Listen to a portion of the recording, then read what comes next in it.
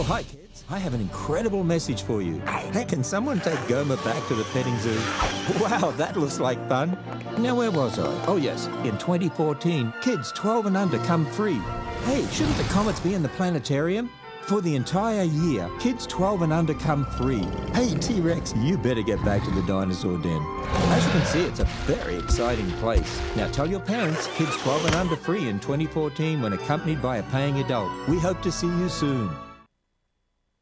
Good evening. I'm pleased to welcome you to Legacy Hall of the Creation Museum in Northern Kentucky in the metropolitan area of Cincinnati. I'm Tom Foreman from CNN, and I'm pleased to be tonight's moderator for this evolution versus creation debate. This is a very old question. Where did we come from? My answer is from Washington this morning by airplane.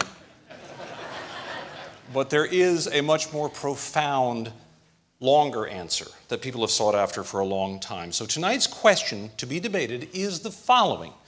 Is creation a viable model of origins in today's modern scientific era? Our welcome extends to hundreds of thousands of people who are watching on the internet at debatelive.org. We're glad you have joined us. Of course, to our auditorium here, all of the folks have joined us as well. We're joined by 70 media representatives from many of the world's great news organizations. We're glad to have them here as well. And now let's welcome our debaters, Mr. Bill Nye and Mr. Ken Ham.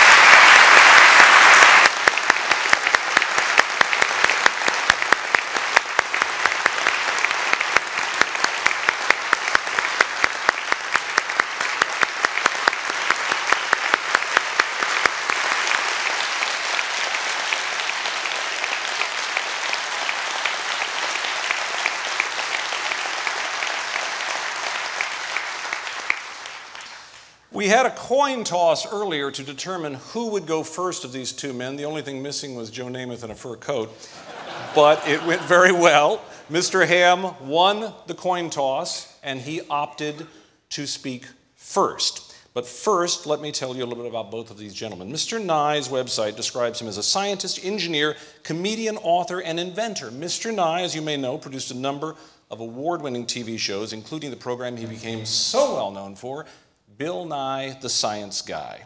While working on the Science Guy show, Mr. Nye won 7 National Emmy Awards for writing, performing, and producing the show, won 18 Emmys in 5 years. In between creating the shows, he wrote 5 kids' books about science, including his latest title, Bill Nye's Great Big Book of Tiny Germs.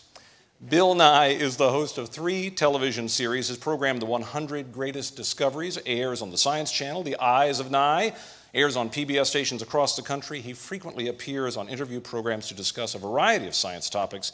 Mr. Nye serves as executive director of the Planetary Society, the world's largest space interest group.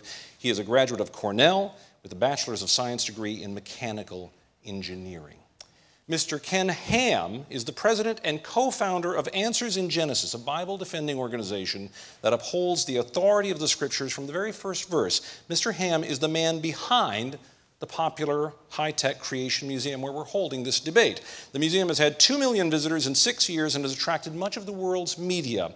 The Answers in Genesis website is well trafficked with 2 million visitors alone last month. Mr. Ham is also a best-selling author, a much-in-demand speaker, and the host of a daily radio feature carried on 700-plus stations. This is his second public debate on evolution and creation. The first was at Harvard in the 1990s.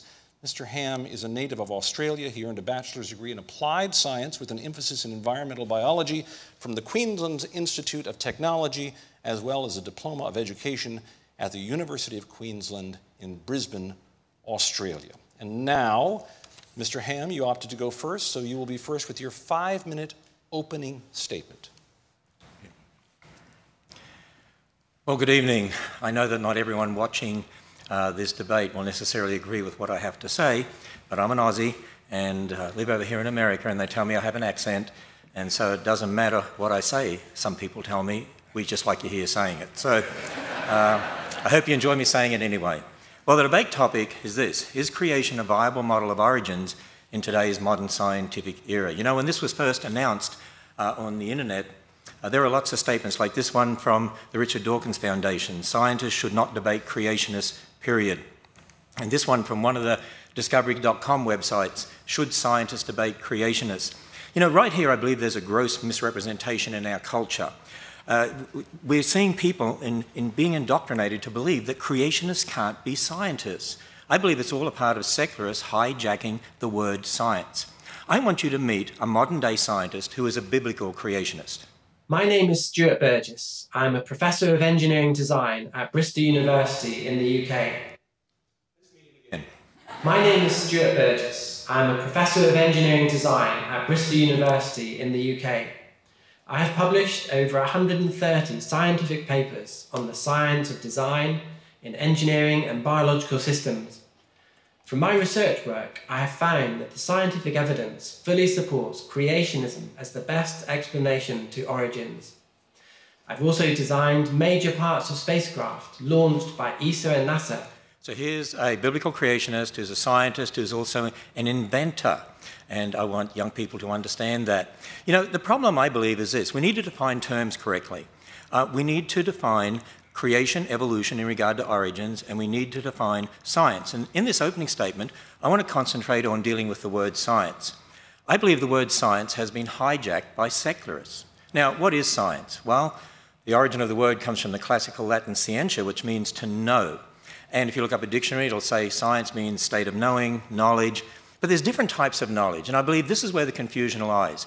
There's experimental or observational science, as we call it. That's using the scientific method, observation, measurement, experiment, testing. That's what produces our technology, computers, spacecraft, jet planes, smoke detectors, looking at DNA, antibiotics, medicines and vaccines. You see, all scientists, whether creationists or evolutionists, actually have the same observational or experimental science. And it doesn't matter whether you're a creationist or an evolutionist, you can be a great scientist. For instance, here's an atheist who is a great scientist, Craig Venter, one of the first researchers to sequence the human genome. Or Dr. Raymond Damadian. He is a man who invented the MRI scanner and revolutionized medicine. He's a biblical creationist.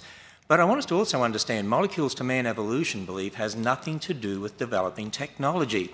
You see, when we're talking about origins, we're talking about the past. We're talking about our origins. We weren't there. You can't observe that, whether it's molecules to man evolution or whether it's a creation account. When you're talking about the past, we like to call that origins or historical science, knowledge concerning the past. Here at the Creation Museum, we make no apology about the fact that our origins or historical science actually is based upon the biblical account of origins. Now, when you research science textbooks being used in public schools, what we found is this. By and large, their origins or historical science is based upon man's ideas about the past, for instance, the ideas of Darwin. And our research has found that public school textbooks are using the same word science for observational science and historical science. They arbitrarily define science as naturalism and outlaw the supernatural. They present molecules to man evolution as fact. They are imposing, I believe, the religion of naturalism or atheism on generations of students. You see, I assert that the word science has been hijacked by secularists in teaching evolution to force the religion of naturalism on generations of kids. Secular evolutionists teach that all life developed by natural processes from some primordial form, that man is just an evolved animal, which has great bearing on how we view life and death. For instance, as Bill states, it's very hard to accept for many of us that when you die, it's over. But you see, the Bible gives a totally different account of origins, of who we are, where we came from, the meaning of life, and our future. That through one man sin entered the world and death through sin, but that God so loved the world that he gave his only begotten Son, whoever believes in him should not perish and have everlasting life. So, is creation a viable model of origins in today's modern scientific era? I say the creation-evolution debate is a conflict between two philosophical worldviews based on two different accounts of origins or science beliefs, and creation is the only viable model of historical science confirmed by observational science in today's modern scientific era. And that is time. I have the unenviable job of being the timekeeper here. So I'm like the referee in football that you don't like. But I will periodically, if either one of our debaters runs over on anything, I will stop them in the name of keeping it fair for all. Mr. Ham, thank you for your comments. Now it's Mr. Nye's turn for a 5-minute opening statement. Mr. Nye. Thank you. It's a pleasure to be here. I very much appreciate you including me in your facility here. Now, looking around the room, I think I see just one bow tie. Is that right? Just one. I'm telling you, one should try. Oh, yes, two. That's great. I started wearing bow ties when I was young in high school. My father showed me, his father showed him. And there's a story associated with this, which I find remarkable. My grandfather was in the Rotary, and he attended a convention in Philadelphia. And even in those days, at the turn of the last century, people rented tuxedos. And the tuxedo came with a bow tie, untied bow tie. So he didn't know how to tie it, so wasn't sure what to do, but he just took a chance. He went to the hotel room next door, knocked on the door, excuse me, can you help me tie my tie? And the guy said, sure, lie down on the bed. So my grandfather, wanted to have the tie on, wasn't sure what he was getting into, so he is said to have lain on the bed, and the guy tied a perfect bow tie knot, and quite reasonably, my grandfather said, thank you. Why'd I have to lie down on the bed? The guy said, I'm an undertaker. It's really the only way I know how to do it. Now, that story was presented to me as a true story. It may or may not be, but it gives you something to think about, and it's certainly something to remember. So here tonight, we're going to have two stories. And we can compare Mr. Ham's story to the story from what I will call the outside, from mainstream science. The question tonight is, does Ken Ham's creation model hold up? Is it viable? So let me ask you all, what would you be doing if you weren't here tonight? That's right, you'd be home watching CSI. CSI Petersburg. Is that coming? I think it's coming. And on CSI, there is no distinction made between historical science and observational science. These are constructs unique to Mr. Ham. We don't normally have these anywhere in the world except here. Natural laws that applied in the past apply now. That's why they're natural laws. That's why we embrace them. That's how we made all these discoveries that enabled all this remarkable technology. So CSI is a fictional show, but it's based absolutely on real people doing real work. When you go to a crime scene and find evidence, you have clues about the past. And you trust those clues, and you embrace them, and you move forward to convict somebody. Mr. Ham and his followers have this remarkable view of a worldwide flood that somehow influenced everything that we observe in nature. A 500-foot wooden boat, 8 zookeepers for 14,000 individual animals, every land plant in the world underwater for a full year. I ask us all, is that really reasonable?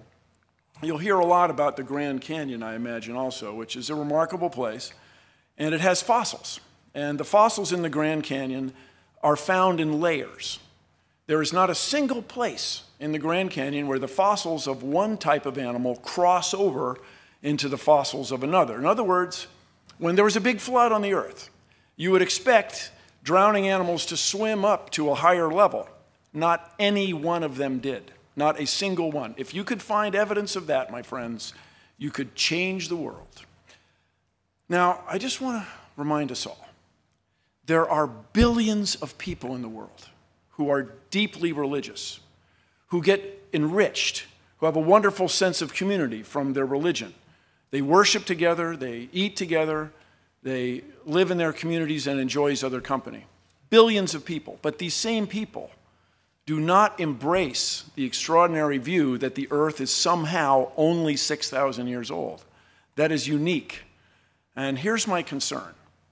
What keeps the United States ahead, what makes the United States a world leader, is our technology, our new ideas, our innovations. If we continue to eschew science, eschew the process, and try to divide science into observational science and historic science, we are not going to move forward. We will not embrace natural laws. We will not make discoveries. We will not invent and innovate and stay ahead. So if you ask me if Ken Ham's creation model is viable, I say no. It is absolutely not viable. So stay with us over the next period, and you can compare my evidence to his. Thank you all very much. Very nice start by both of our debaters here. And now each one will offer a 30-minute illustrated presentation to fully offer their case for us to consider. Mr. Ham, you're up.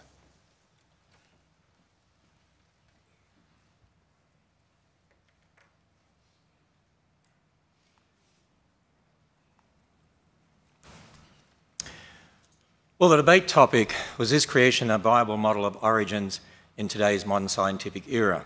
And I made this statement at the end of my opening statement. Creation is the only viable model of historical science confirmed by observational science in today's modern scientific era. And I said, what we need to be doing is actually defining our terms, and particularly three terms: science, creation, and evolution. Now, I discussed the meaning of the word science and what is meant by experimental or observational science briefly, and that both creationists and evolutionists can be great scientists, for instance. I mentioned Craig Venter, a biologist. He's an atheist, and he's a great scientist. He was one of the first researchers to sequence the human genome. I also mentioned Dr. Raymond Damadian, who actually invented the MRI scanner. I want you to meet a biblical creationist who is a scientist and inventor. Hi, my name is Dr. Raymond Damadian. I am a young Earth creation scientist and believe that God created the world in 6 24-hour days, just as recorded in the book of Genesis. By God's grace and the devoted prayers of my godly mother-in-law, I invented the MRI scanner in 1969. The idea that scientists who believe the Earth is 6,000 years old cannot do real science is simply wrong. Well, he's most adamant about that. And actually, he revolutionized medicine. He's a biblical creationist. And I encourage children to follow people like that and make them their heroes. Let me introduce you to another biblical creation scientist. My name is Danny Faulkner. I received my PhD in astronomy from Indiana University. For 26 and a half years, I was professor at the University of South Carolina, Lancaster, where I hold the rank of Distinguished Professor Emeritus. Upon my retirement from the university in January of 2013, I joined the research staff at Answers in Genesis. I'm a stellar astronomer. That means my primary interest is stars, but I'm particularly interested in the study of eclipsing binary stars. And I've published many articles in the astronomy literature, places such as the Astrophysical Journal, the Astronomical Journal, and the Observatory. There is nothing in observational astronomy that contradicts a recent creation. I also mentioned Dr. Stuart Burgess, Professor of Engineering Design at Bristol University in England. Now, he designed a double-action worm gear set for the 3 hinges of the robotic arm on a very expensive satellite. And if that had not worked, if that gear set had not worked, that whole satellite would have been useless. Yet Dr. Burgess is a biblical creationist who believes just as I believe. Now, think about this for a moment. Are scientists like Dr. Burgess, who believe in creation, just as I do, a small minority in the scientific world? But let's see what he says about scientists believing in creation. I find that many of my colleagues in academia are sympathetic to the creationist viewpoint, including biologists. However, they are often afraid to speak out because of the criticisms they would get from the media and atheist lobby. I agree, that's a real problem today. We need to have freedom to be able to speak on these topics. You know, I just want to say, by the way, that non-Christian scientists, I should say, non-Christian scientists are really borrowing from the Christian worldview anyway to carry out their experimental or observational science. Think about it. When they're doing observational science using the scientific method, they have to assume the laws of logic, they have to assume the laws of nature, they have to assume the uniformity of nature. I mean, think about it. If the universe came about by natural processes, where'd the laws of logic come from? Did they just pop into existence? Are we in a stage now where we only have half logic? So you see, I have a question for Bill Nye. How do you account for the laws of logic and the laws of nature from a naturalistic worldview that excludes the existence of God? Now, in my opening statement, I also discussed a different type of science or knowledge, origins or historical science. See, again, there's a confusion here, there's a misunderstanding here. People, by and large, have not been taught to look at what you believe about the past as different to what you're observing in the present. You don't observe the past directly. Even when you think about the creation account, I mean, we can't observe God creating. We can't observe the creation of Adam and Eve. We admit that. We're willing to admit our beliefs about the past. But see, what you see in the present is very different. Even some public school textbooks, actually, well, they sort of acknowledge the difference between historical and observational science. Here is an earth science textbook that's used in public schools, and we read this. In contrast to physical geology, the aim of historical geology is to understand Earth's long history. And then they make the statement, historical geology, so we're talking about historical science, tries to establish a timeline of the vast number of physical and biological changes that have occurred in the past. We study physical geology before historical geology because we first must understand how Earth works before we try to unravel its past. In other words, we observe things in the present and then, okay, we're assuming that that's always happened in the past and we're going to try and figure out how this happened. See, there is a difference between what you observe and what happened in the past. Let me illustrate it this way. If Bill Nye and I went to the Grand Canyon, we could agree that that's a Coconino sandstone in the Hermit Shale, and there's the boundary. They're sitting one on top of the other. We could agree on that. But do you know what we would disagree on? I mean, we could even analyse the minerals and agree on that. But we would disagree on how long it took to get there.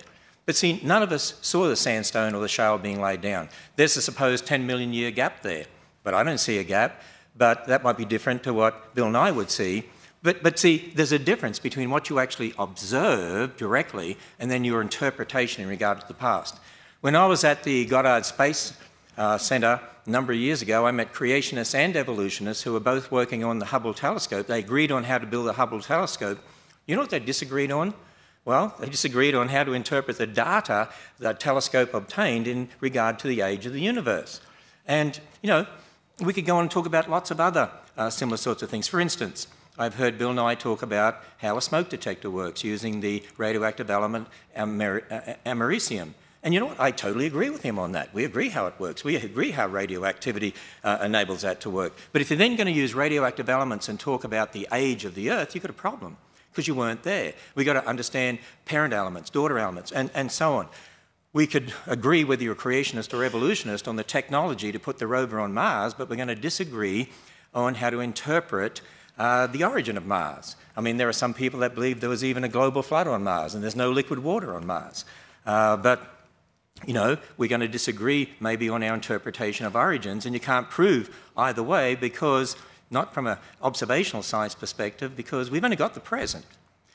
Creationists and evolutionists both work on medicines and vaccines. You see, it doesn't matter whether you're a creationist or an evolutionist, all scientists have the same experimental or observational science.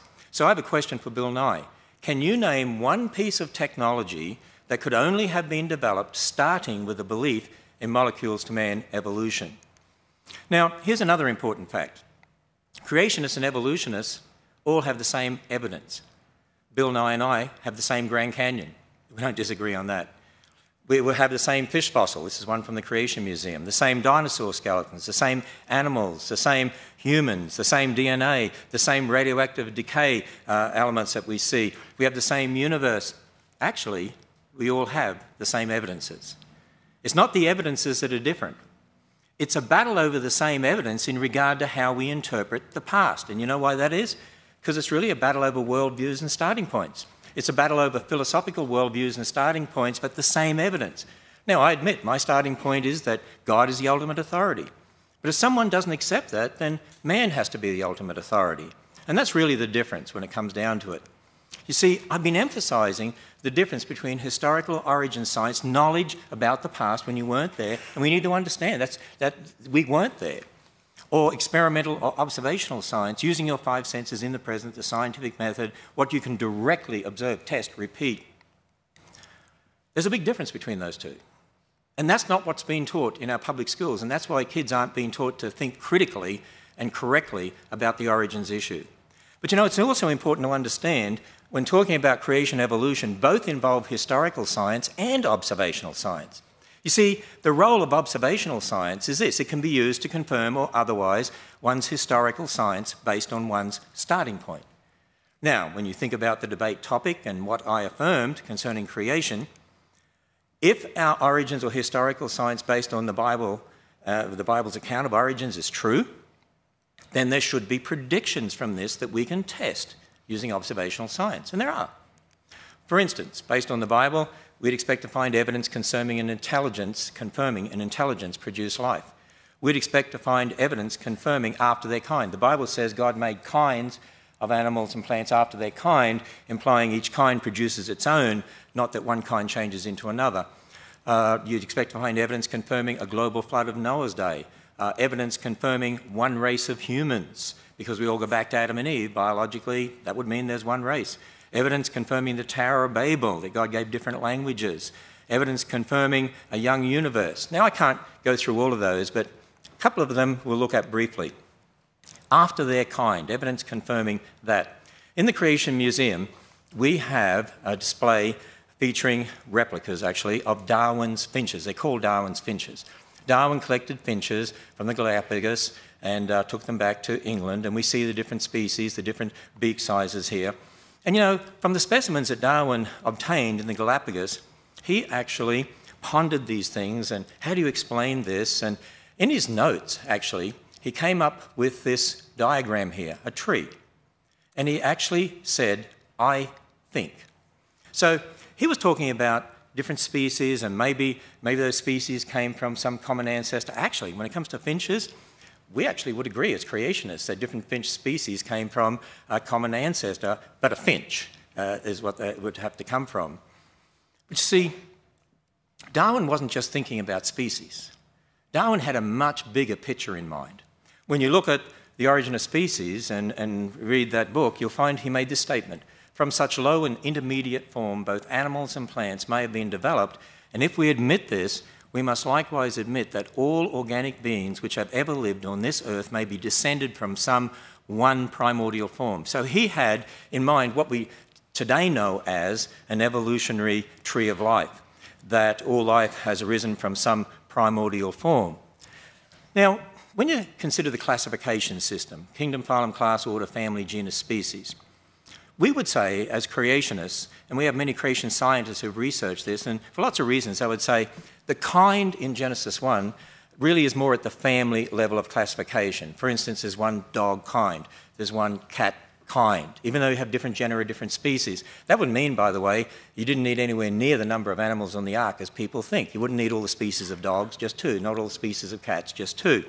And you see, based on the biblical account there in Genesis 1, creationists have drawn up what they believe is a creation orchard. In other words, they're saying, look, there's great variation in the genetics of dogs and finches and so on.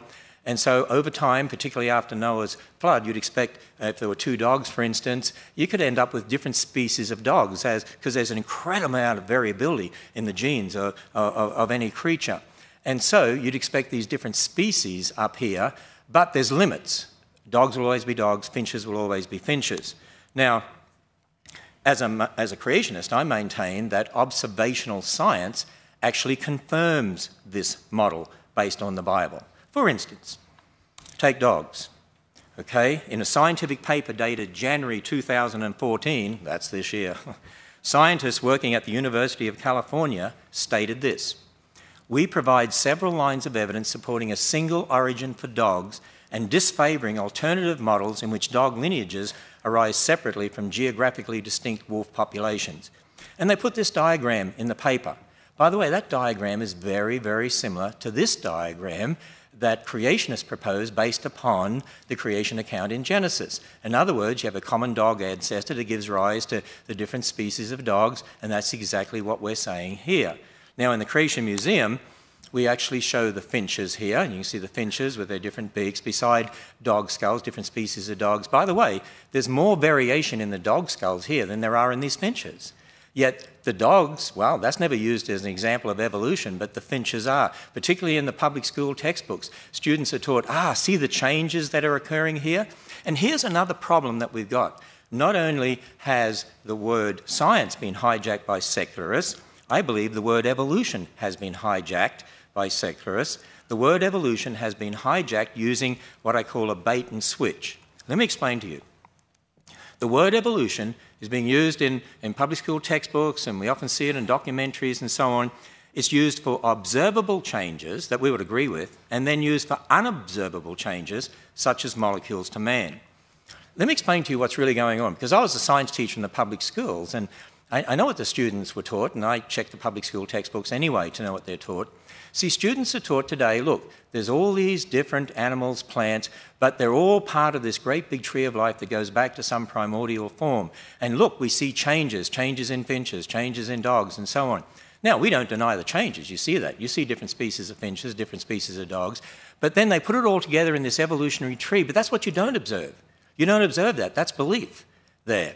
That's their historical science that I would say was wrong.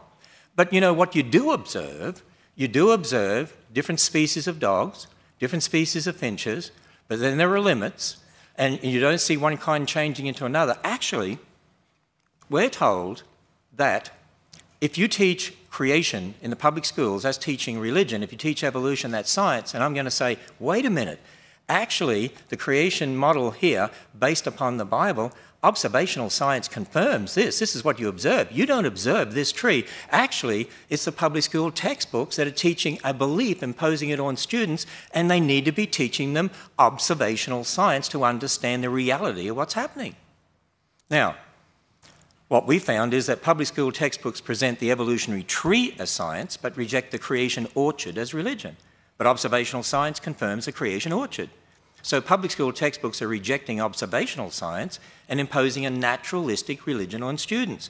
The word evolution has been hijacked using a bait and switch to indoctrinate students to accept evolutionary belief as observational science. Let me introduce you to another scientist, Richard Lenski, Michigan State University. He's a great scientist. He's known for culturing E. coli in the lab. And he found there were some E. coli that actually seemed to develop the ability to grow on substrate, on citrate in substrate. But Richard Lenski is here mentioned in this book, and it's called Evolution in the Lab. So the ability to grow on citrate is said to be evolution. And there are those that say, hey, this is against the creationists. For instance, Jerry Coyne from University of Chicago says, Lenski's experiment is also yet another poke in the eye for anti-evolutionists. He says the thing I like most is that it says you can get these complex traits evolving by a combination of unlikely events. But is it a poke in the eye for anti-evolutionists?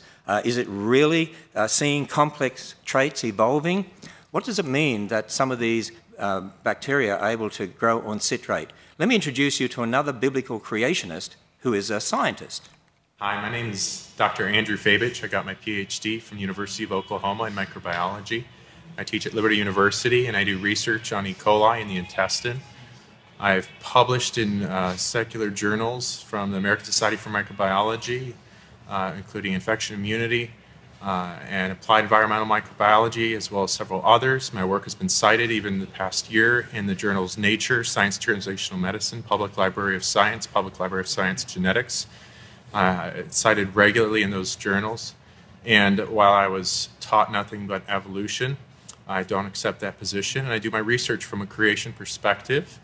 When I look at the evidence that people cite of E. coli supposedly evolving over 30 years, over 30,000 generations in the lab, and people say that it is now able to grow on citrate, I don't deny that it grows on citrate, but it's not any kind of new information. The information's already there, and it's just a switch that gets turned on and off, and that's what they reported in there. There's nothing new. See, students need to be told what's really going on here. Certainly there's change, but it's not change necessary for molecules to man. Now, we could look at other predictions. What about evidence confirming one race? Well, when we look at the human population, we see lots of differences. But based on Darwin's ideas of human evolution as presented in The Descent of Man, I mean, Darwin did teach in The Descent of Man there were lower races and higher races. Would you believe that back in the 1900s, one of the most popular biology textbooks used in the public schools in America taught this? At the present time, there exist upon Earth 5 races, or varieties of man, and finally the highest type of all, the Caucasians, represented by the civilized white inhabitants of Europe and America. Can you imagine if that was in the public schools today? And yet, that's what was taught, but it was based on Darwin's ideas that are wrong. You have a wrong foundation, you're going to have a wrong worldview. Now, had they started from the Bible and from the creation account in the Bible, What does it teach? Well, we're all descendants of Adam and Eve. We go through the Tower of Babel, different languages, so different people groups formed, distinct characteristics, but we'd say, you know what, that means there's biologically only one race of humans. Well, I mentioned Dr. Venter before, and he was a researcher with the Human Genome Project, and you'll remember in the year 2000, this was headline news, and what we read was this: they had put together a draft of the entire sequence of the human genome and unanimously declared there is only one race, the human race. Wow, who would have guessed? But you see, there we have observational science confirming the creation account, not confirming at all Darwin's ideas.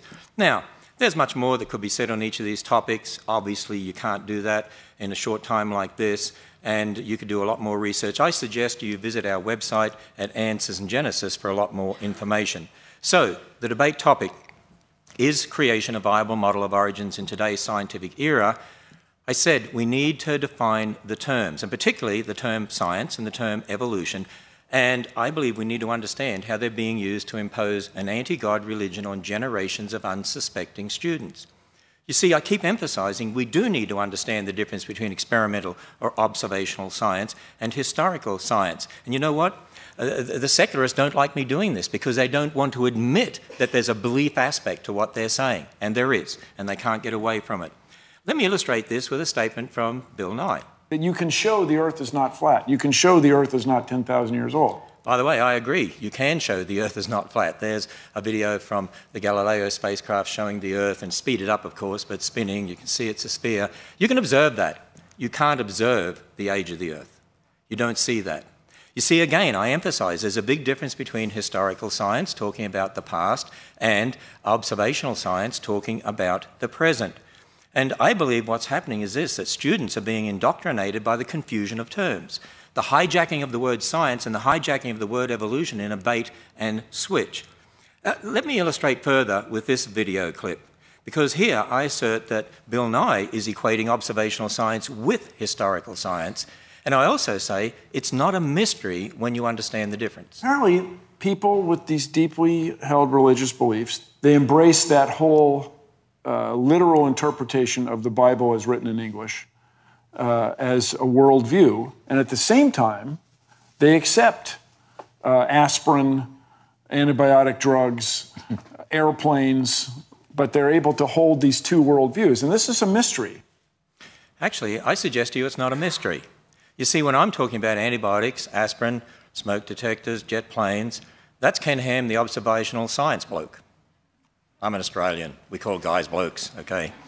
But when you're talking about creation in thousands of years or the age of the Earth, that's Ken Ham, the historical science bloke. I'm willing to admit that. Now, when Bill Nye's talking about aspirin, antibiotics, jet planes, smoke detectors, he does a great job at that. I used to enjoy watching him on TV too. That's Bill Nye, the observational science guy. But when he's talking about evolution of millions of years, I'm challenging him that that's Bill Nye, the historical science guy, and I challenge the evolutionists to admit the belief aspects of their particular worldview.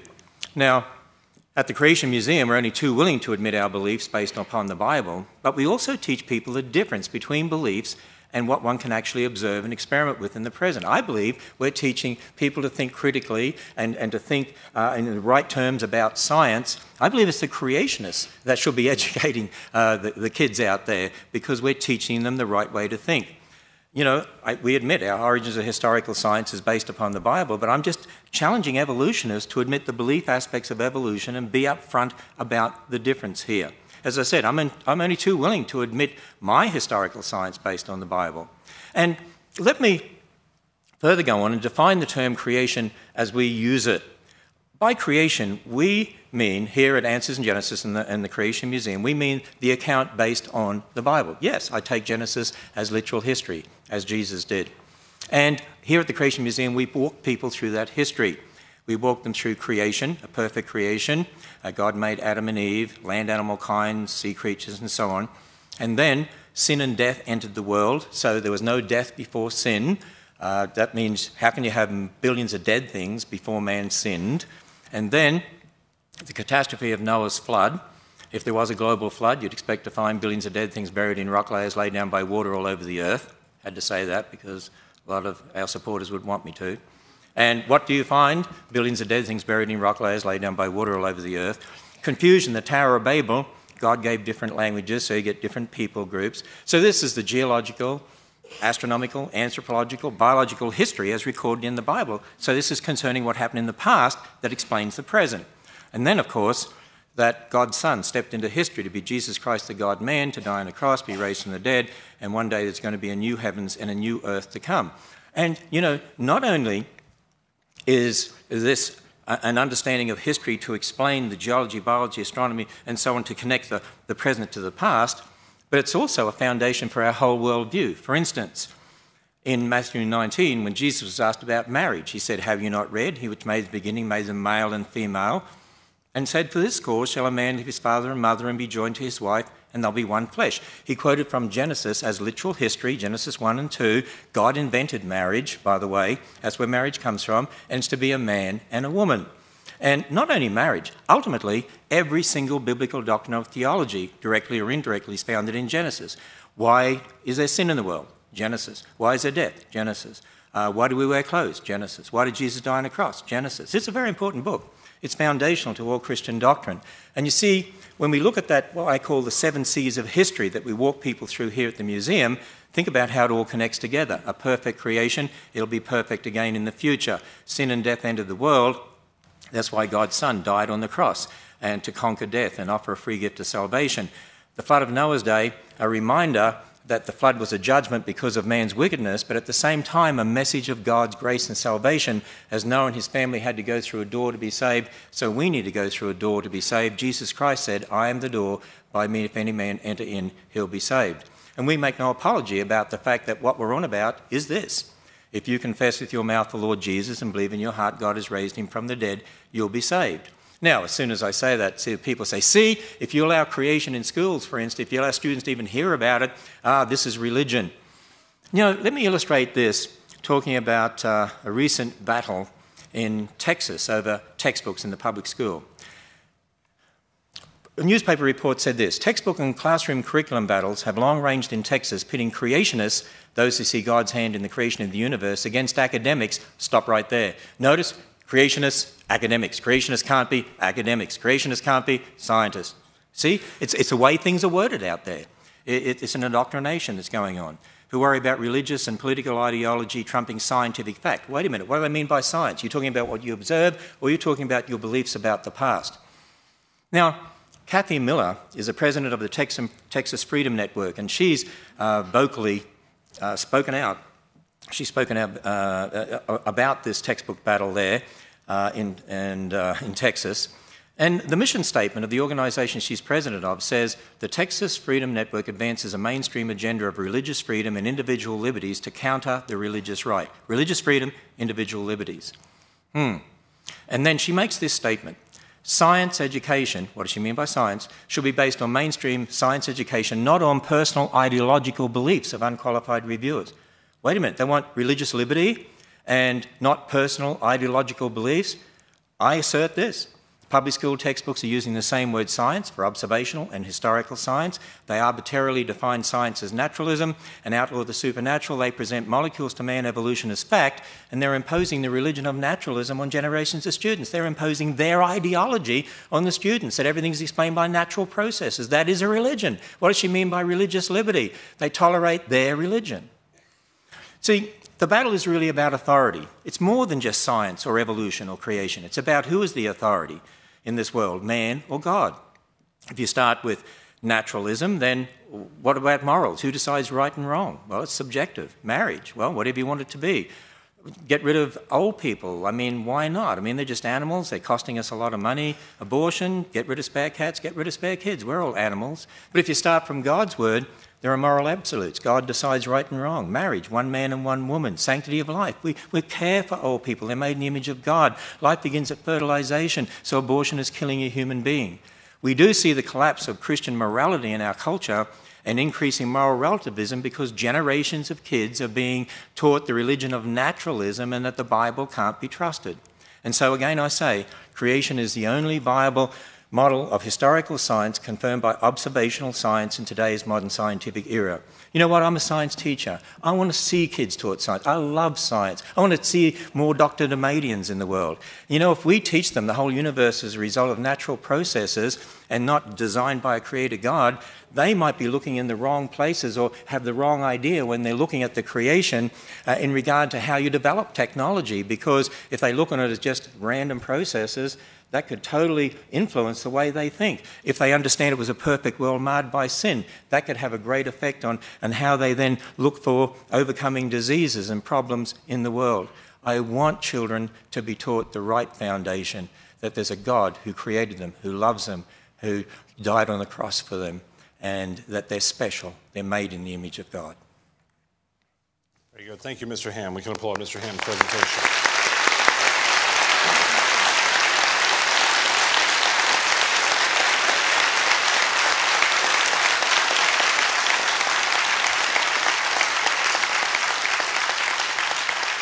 And you know, it did occur to me when you had my old friend Larry King up there, you know, you could have just asked him.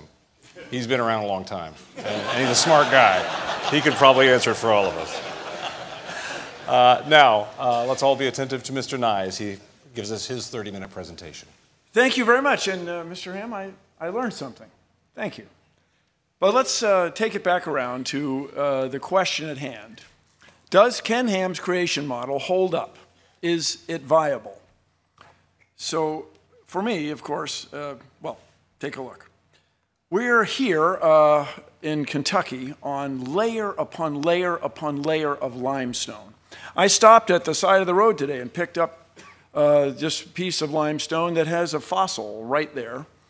Now, in these many, many layers, in this vicinity of Kentucky, there are coral animals, fossil, zooxanthellae.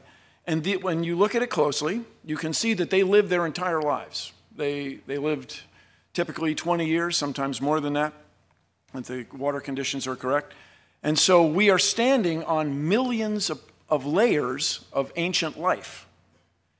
How could those animals have lived their entire life and formed these layers in just 4,000 years? There isn't enough time since Mr. Ham's flood for this limestone that we're standing on to have come into existence. My scientific colleagues go to places like Greenland, the Arctic, they go to Antarctica, and they drill into the ice with hollow drill bits. It's not that extraordinary. Many of you have probably done it yourselves, drilling other things, hole saws to put locks in doors, for example. And we pull out long cylinders of ice, long ice rods. And these are made of snow. And by long tradition, it's called snow ice. And snow ice forms over the winter as snowflakes fall and are crushed down by subsequent layers. They're crushed together and trapping the little bubbles. And the little bubbles must needs be ancient atmosphere. There's nobody running around with a hypodermic needle squirting ancient atmosphere into the bubbles.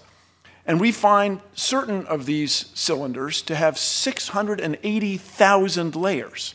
680,000 snow, winter, summer cycles. How could it be that just 4,000 years ago, all of this ice formed? Let's just run some numbers. This is some scenes from lovely Antarctic. Let's say we have 680,000 layers of snow ice and 4,000 years since the Great Flood. That would mean we'd need 170 winter-summer cycles every year for the last 4,000 years. I mean, wouldn't someone have noticed that? Wow, wouldn't someone have noticed that there's been winter-summer 170 times one year? If we go to California, we find enormous stands of bristlecone pines. Some of them are over 6,000 years old, 6,800 years old. There's a famous tree in Sweden, Old Tycho, is 9,550 years old. How could these trees be there if there was an enormous flood just 4,000 years ago? You can try this yourself, everybody.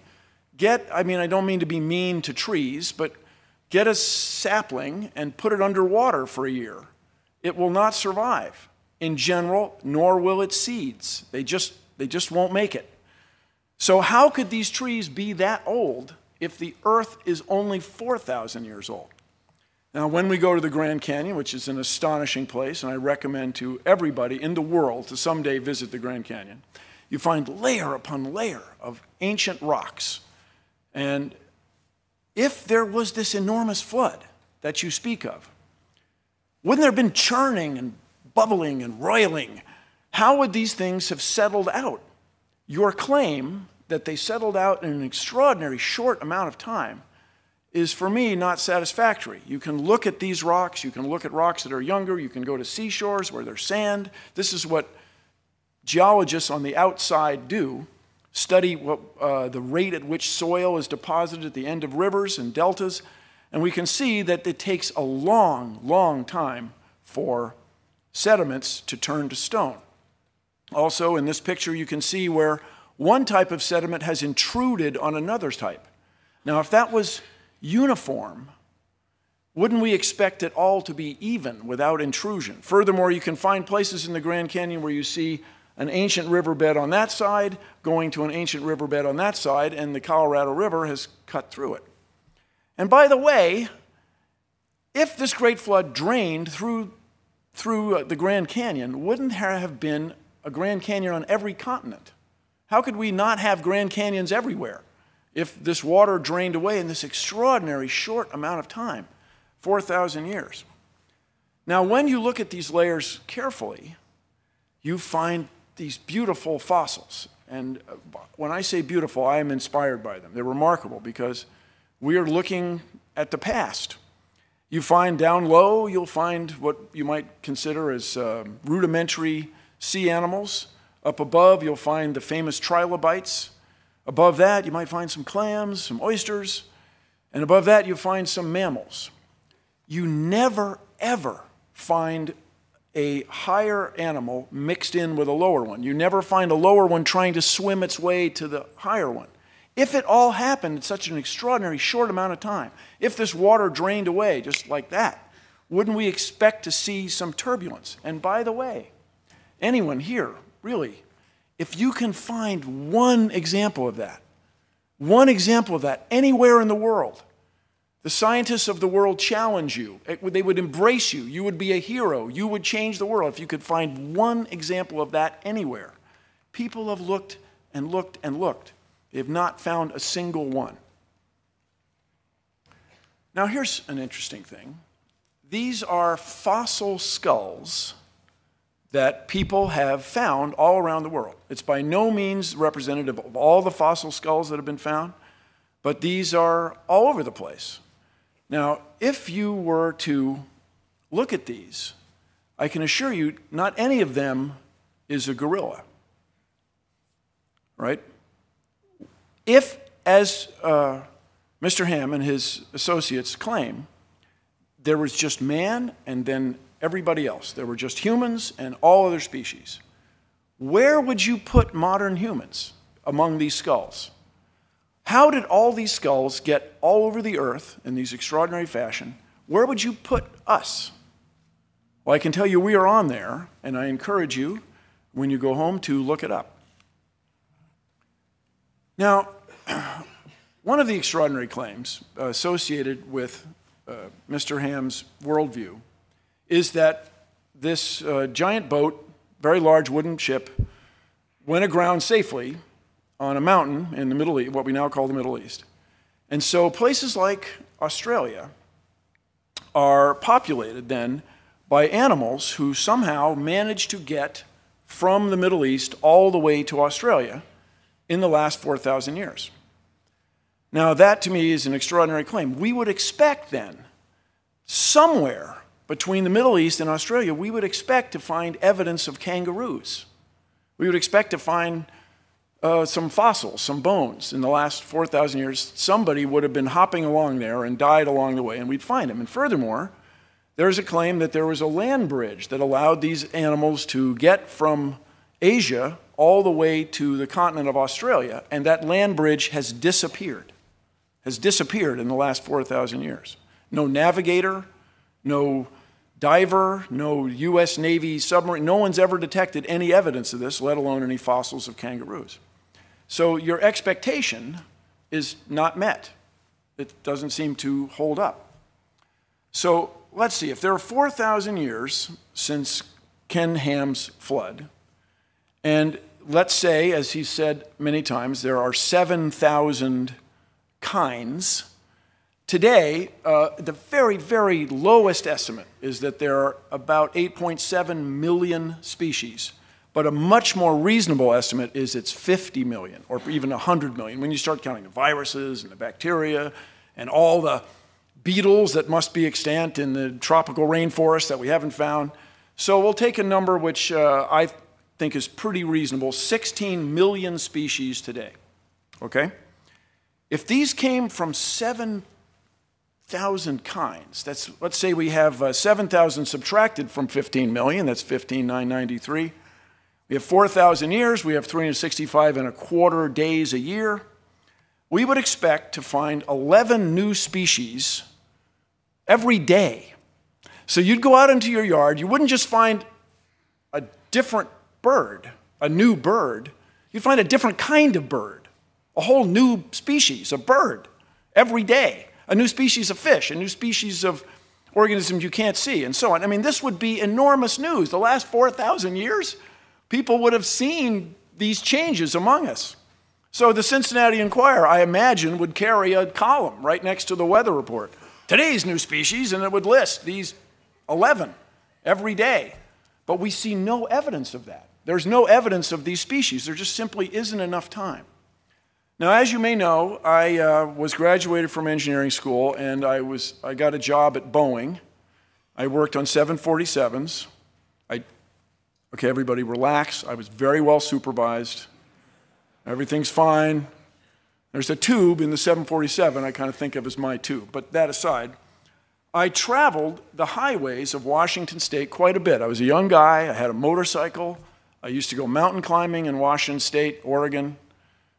And you can drive along and find these enormous boulders on top of the ground. Enormous rocks, huge, sitting on top of the ground. Now, out there in regular academic pursuits, regular geology, people have discovered that there used to be a lake in what is now Montana, which we charmingly refer to as Lake Missoula. It's not there now, but the evidence for it, of course, is, if I may, overwhelming. And so an ice dam would form at Lake Missoula, and once in a while it would break. It would build up and break. And there were multiple floods in my old state of Washington State. And just before we go on, let me just say, go Seahawks. That was very gratifying. Very gratifying for me.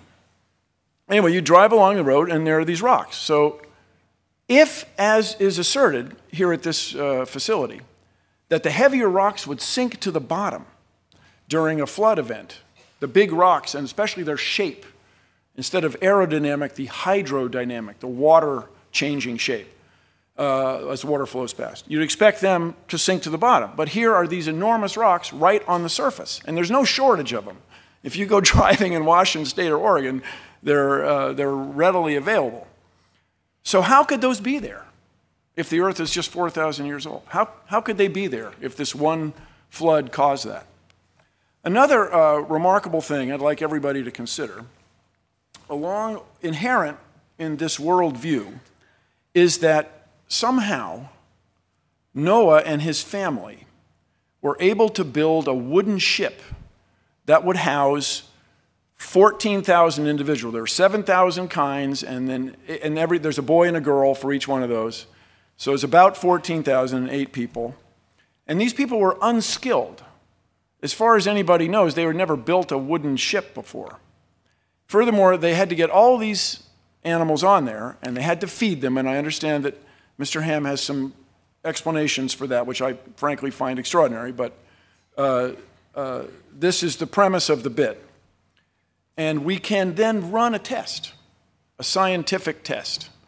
People in the early 1900s built an extraordinarily large wooden ship, the Wyoming. It was a 6-masted schooner, the largest one ever built. It had a motor on it for winching cables and stuff. But this boat had a great difficulty. It was not as big as the Titanic, but it was a very long ship.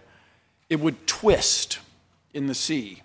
It would twist this way, and this way. And in all that twisting, it leaked. It leaked like crazy. The crew could not keep the ship dry. And indeed, it eventually foundered and sank, loss of all 14 hands. So there were 14 crewmen aboard a ship built by very, very skilled shipwrights in New England. These guys were the best in the world at wooden shipbuilding. And they couldn't build a boat as big as the Ark is claimed to have been.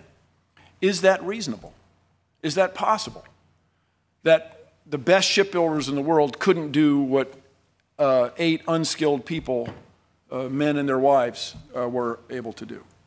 If you visit the National Zoo in Washington, D.C., it's 163 acres, and they have 400 species. By the way, this picture that you're seeing was taken by spacecraft in space, orbiting the Earth. If you told my grandfather, let alone my father, that we had that capability, they would have been amazed. That capability comes from our fundamental understanding of gravity, of material science, of physics, and life science, where you go looking.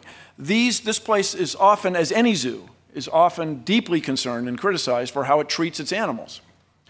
They have 400 species on 163 acres, 66 hectares. Is it reasonable that Noah and his colleagues, his family, were able to maintain 14,000 animals and themselves and feed them aboard a ship that was bigger than anyone's ever been able to build? Now, here's the thing. What we want in science, science as practiced out on the outside, is an ability to predict.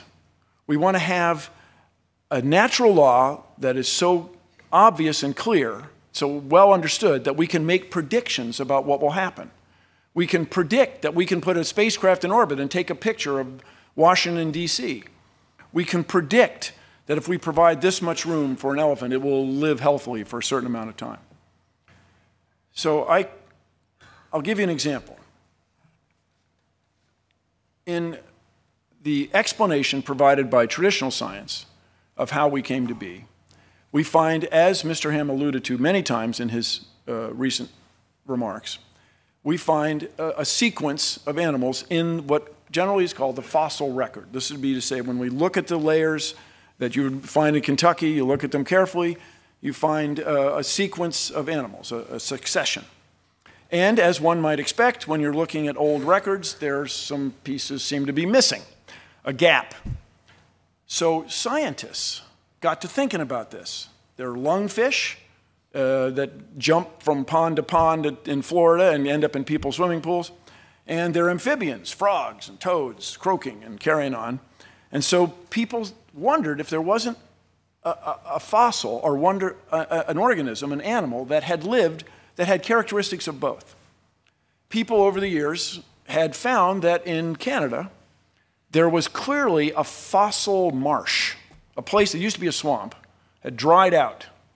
And they found all kinds of happy swamp fossils there, ferns, so on, organisms, animals, fish that were recognized. And people realized that if this, with the age of the rocks there, as computed by traditional scientists, with the age of the rocks there, this would be a reasonable place to look for an animal, a fossil of an animal that lived there.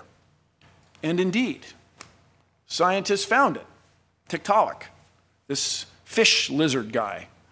And they found several specimens. It wasn't one individual. In other words, they made a prediction that this animal would be found, and it was found. So far, Mr. Ham and his worldview, the Ken Ham creation model, does not have this capability. It cannot make predictions and show results. Here's an extraordinary one that I find remarkable. There are certain fish, the top minnows, that have the remarkable ability to have sex with other fish, traditional fish sex, and they can have sex with themselves. Now, one of the old questions in life science, everybody, one of the old sort of chin strokers, is why does any organism, whether you're an ash tree, a sea jelly, a squid, a marmot, why does anybody have sex? I mean, there are more bacteria in your tummy right now than there are humans on Earth. And bacteria, they don't bother with that, man. They just like split themselves in half. They get new bacteria. Like, let's get her done. Let's go. But why does think of all the trouble a rose bush goes to make a flower, and the thorns and the bees swimming, flying around, interacting. Why does anybody bother with all that? And the answer seems to be your enemies. And your enemies are not lions and tigers and bears. Oh my. No, your enemies are germs and parasites. That's what's going to get you. Germs and parasites. My first cousin's son died tragically from essentially the flu. This is not some story I heard about. It's my first cousin once removed. Because apparently the virus had the right genes to attack his genes. So when you have sex, you have a new set of genes. You have a new mixture. So people studied these top minnows, and they found that the ones who reproduced sexually had fewer parasites than the ones that reproduced on their own. This black spot disease. Wait, there's more. In these populations, with flooding and so on, with river ponds get isolated, then they dry up, then the river flows again. In between, some of the fish will have sex with other fish sometimes, and they'll have sex on their own, what's called asexually. And those fish, the ones that are in between, sometimes this, sometimes that, they have an intermediate number of infections. In other words, the explanation provided by evolution made a prediction. And the prediction's extraordinary and subtle, but there it is. How else would you explain it? And to Mr. Ham and his followers, I say this is something that we in science want. We want the ability to predict. And your assertion that there's some difference between the natural laws that I use to observe the world today and the natural laws that existed 4,000 years ago is extraordinary and unsettling. I travel around. I have a great many family members in Danville, Virginia, one of the U.S.'s most livable cities. It's lovely.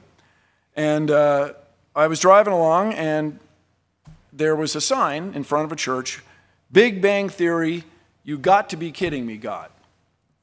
Now, everybody, why would someone at the church, a pastor, for example, put that sign up unless he or she didn't believe that the Big Bang was a real thing? I just want to review briefly with everybody why we accept, in the outside world, why we accept the Big Bang. Edwin Hubble, oh, sorry, there you go. You got to be kidding me, God. Edwin Hubble was sitting at Mount Wilson, which is up from Pasadena, California. On a clear day, you can look down and see where the Rose Parade goes. It's that close to civilization.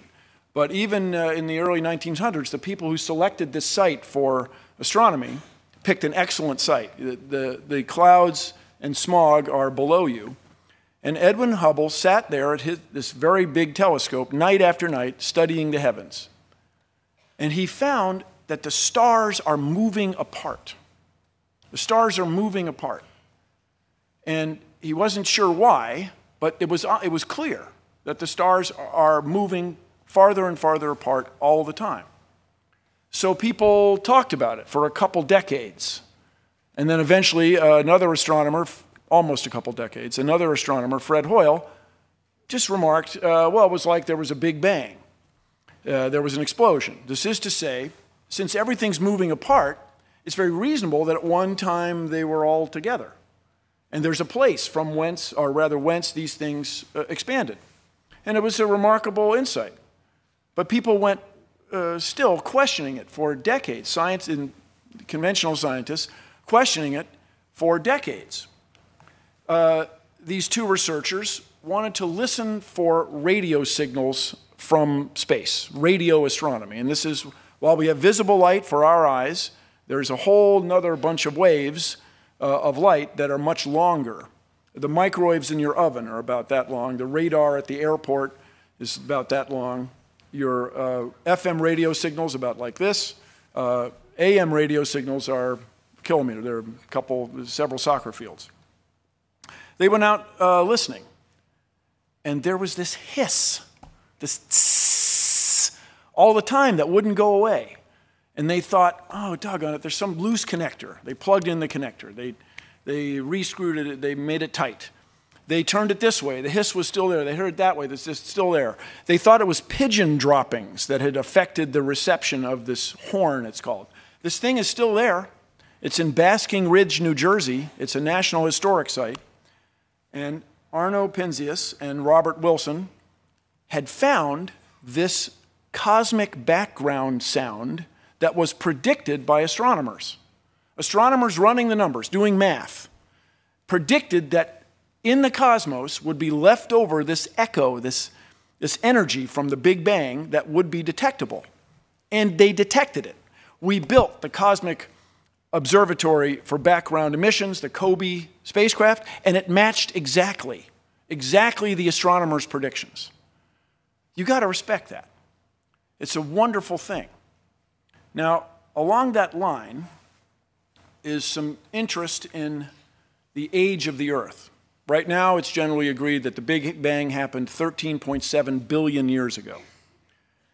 What we can do on Earth, these elements that we all know on the periodic table of chemicals, even ones we don't know, were created when stars explode. And I look like nobody, but I attended a lecture by Hans Bethe, who won a Nobel Prize for discovering the process by which stars create all these elements. The one that interests me especially is our good friends rubidium and strontium. Rubidium becomes strontium spontaneously. It's an interesting thing to me. A neutron becomes a proton, and it goes up the periodic table.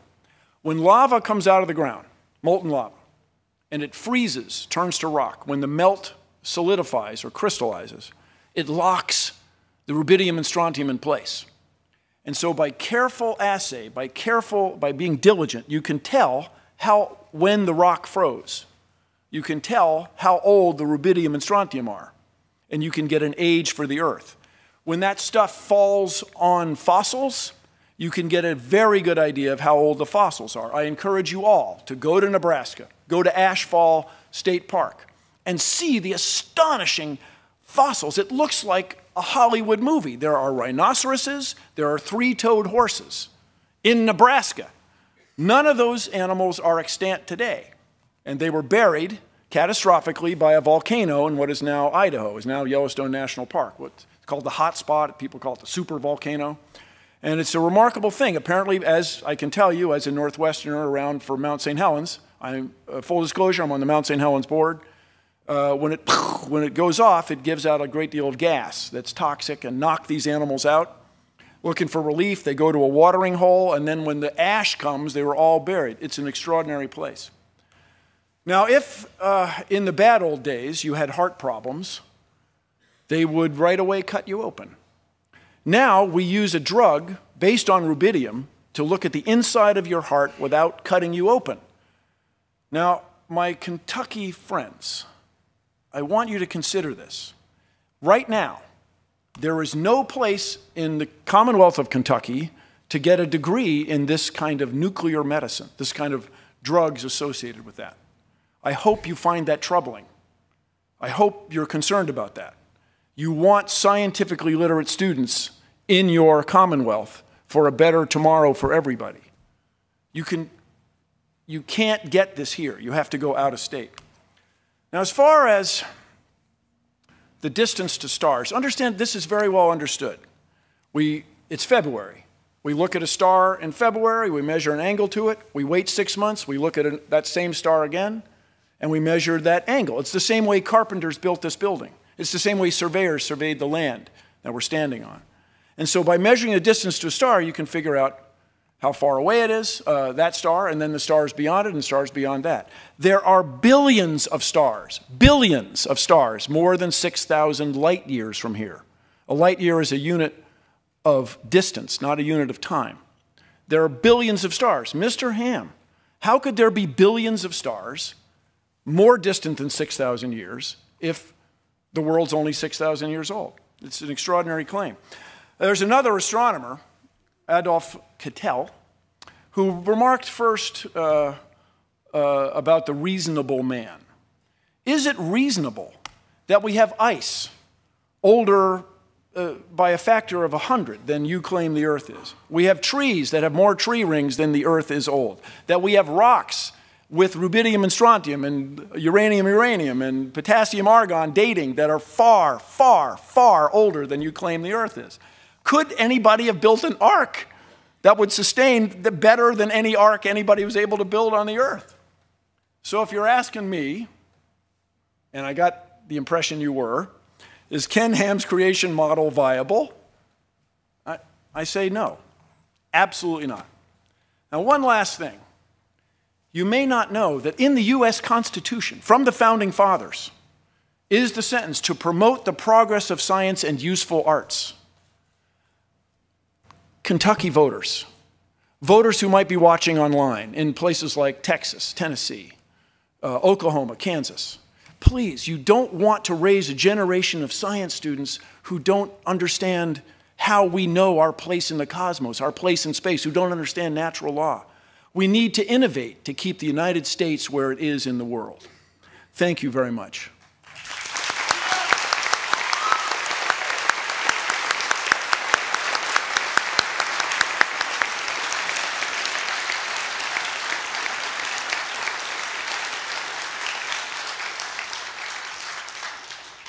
That's a lot to take in. I hope everybody's holding up well. It's a lot of information. What we're going to have now is a 5-minute rebuttal time for each gentleman to address the other one's comments, and then there will be a 5-minute counter-rebuttal after that.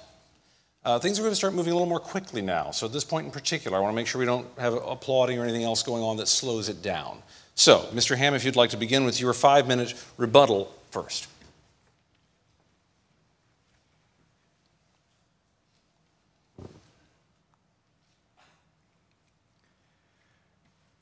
Well, first of all, Bill, if I was to answer all the points that you brought up, the moderator would think I was going on for millions of years. So I can only deal with some of them. And you mentioned the age of the Earth a couple of times, so let me deal with that. As I said in my presentation, you can't observe the age of the Earth, and I would say that comes under what we call historical origin science. Now, just to understand, so you understand where I'm coming from, yes, we admit we build our origins of historical science on the Bible. The Bible says God created in 6 days. The Hebrew word yom, as it's used in Genesis 1 with the evening morning number, means an ordinary day. Adam was made on day 6. And so when you add up all those genealogies specifically given in the Bible, yeah, from Adam to Abraham, you've got 2,000 years from Abraham to Christ, 2,000 years from Christ to the present 2,000 years. That's how we get 6,000 years. So that's where it comes from, just so you know. Now, a lot of people say, now, by the way, the Earth's age is 4.5 billion years old, and we have radioactive decay dating methods that found that. But you see, we certainly observe radioactive decay, whether it's rubidium, strontium, whether it's uranium, lead, potassium, argon. But when you're talking about the past, we have a problem. I'll give you a practical example.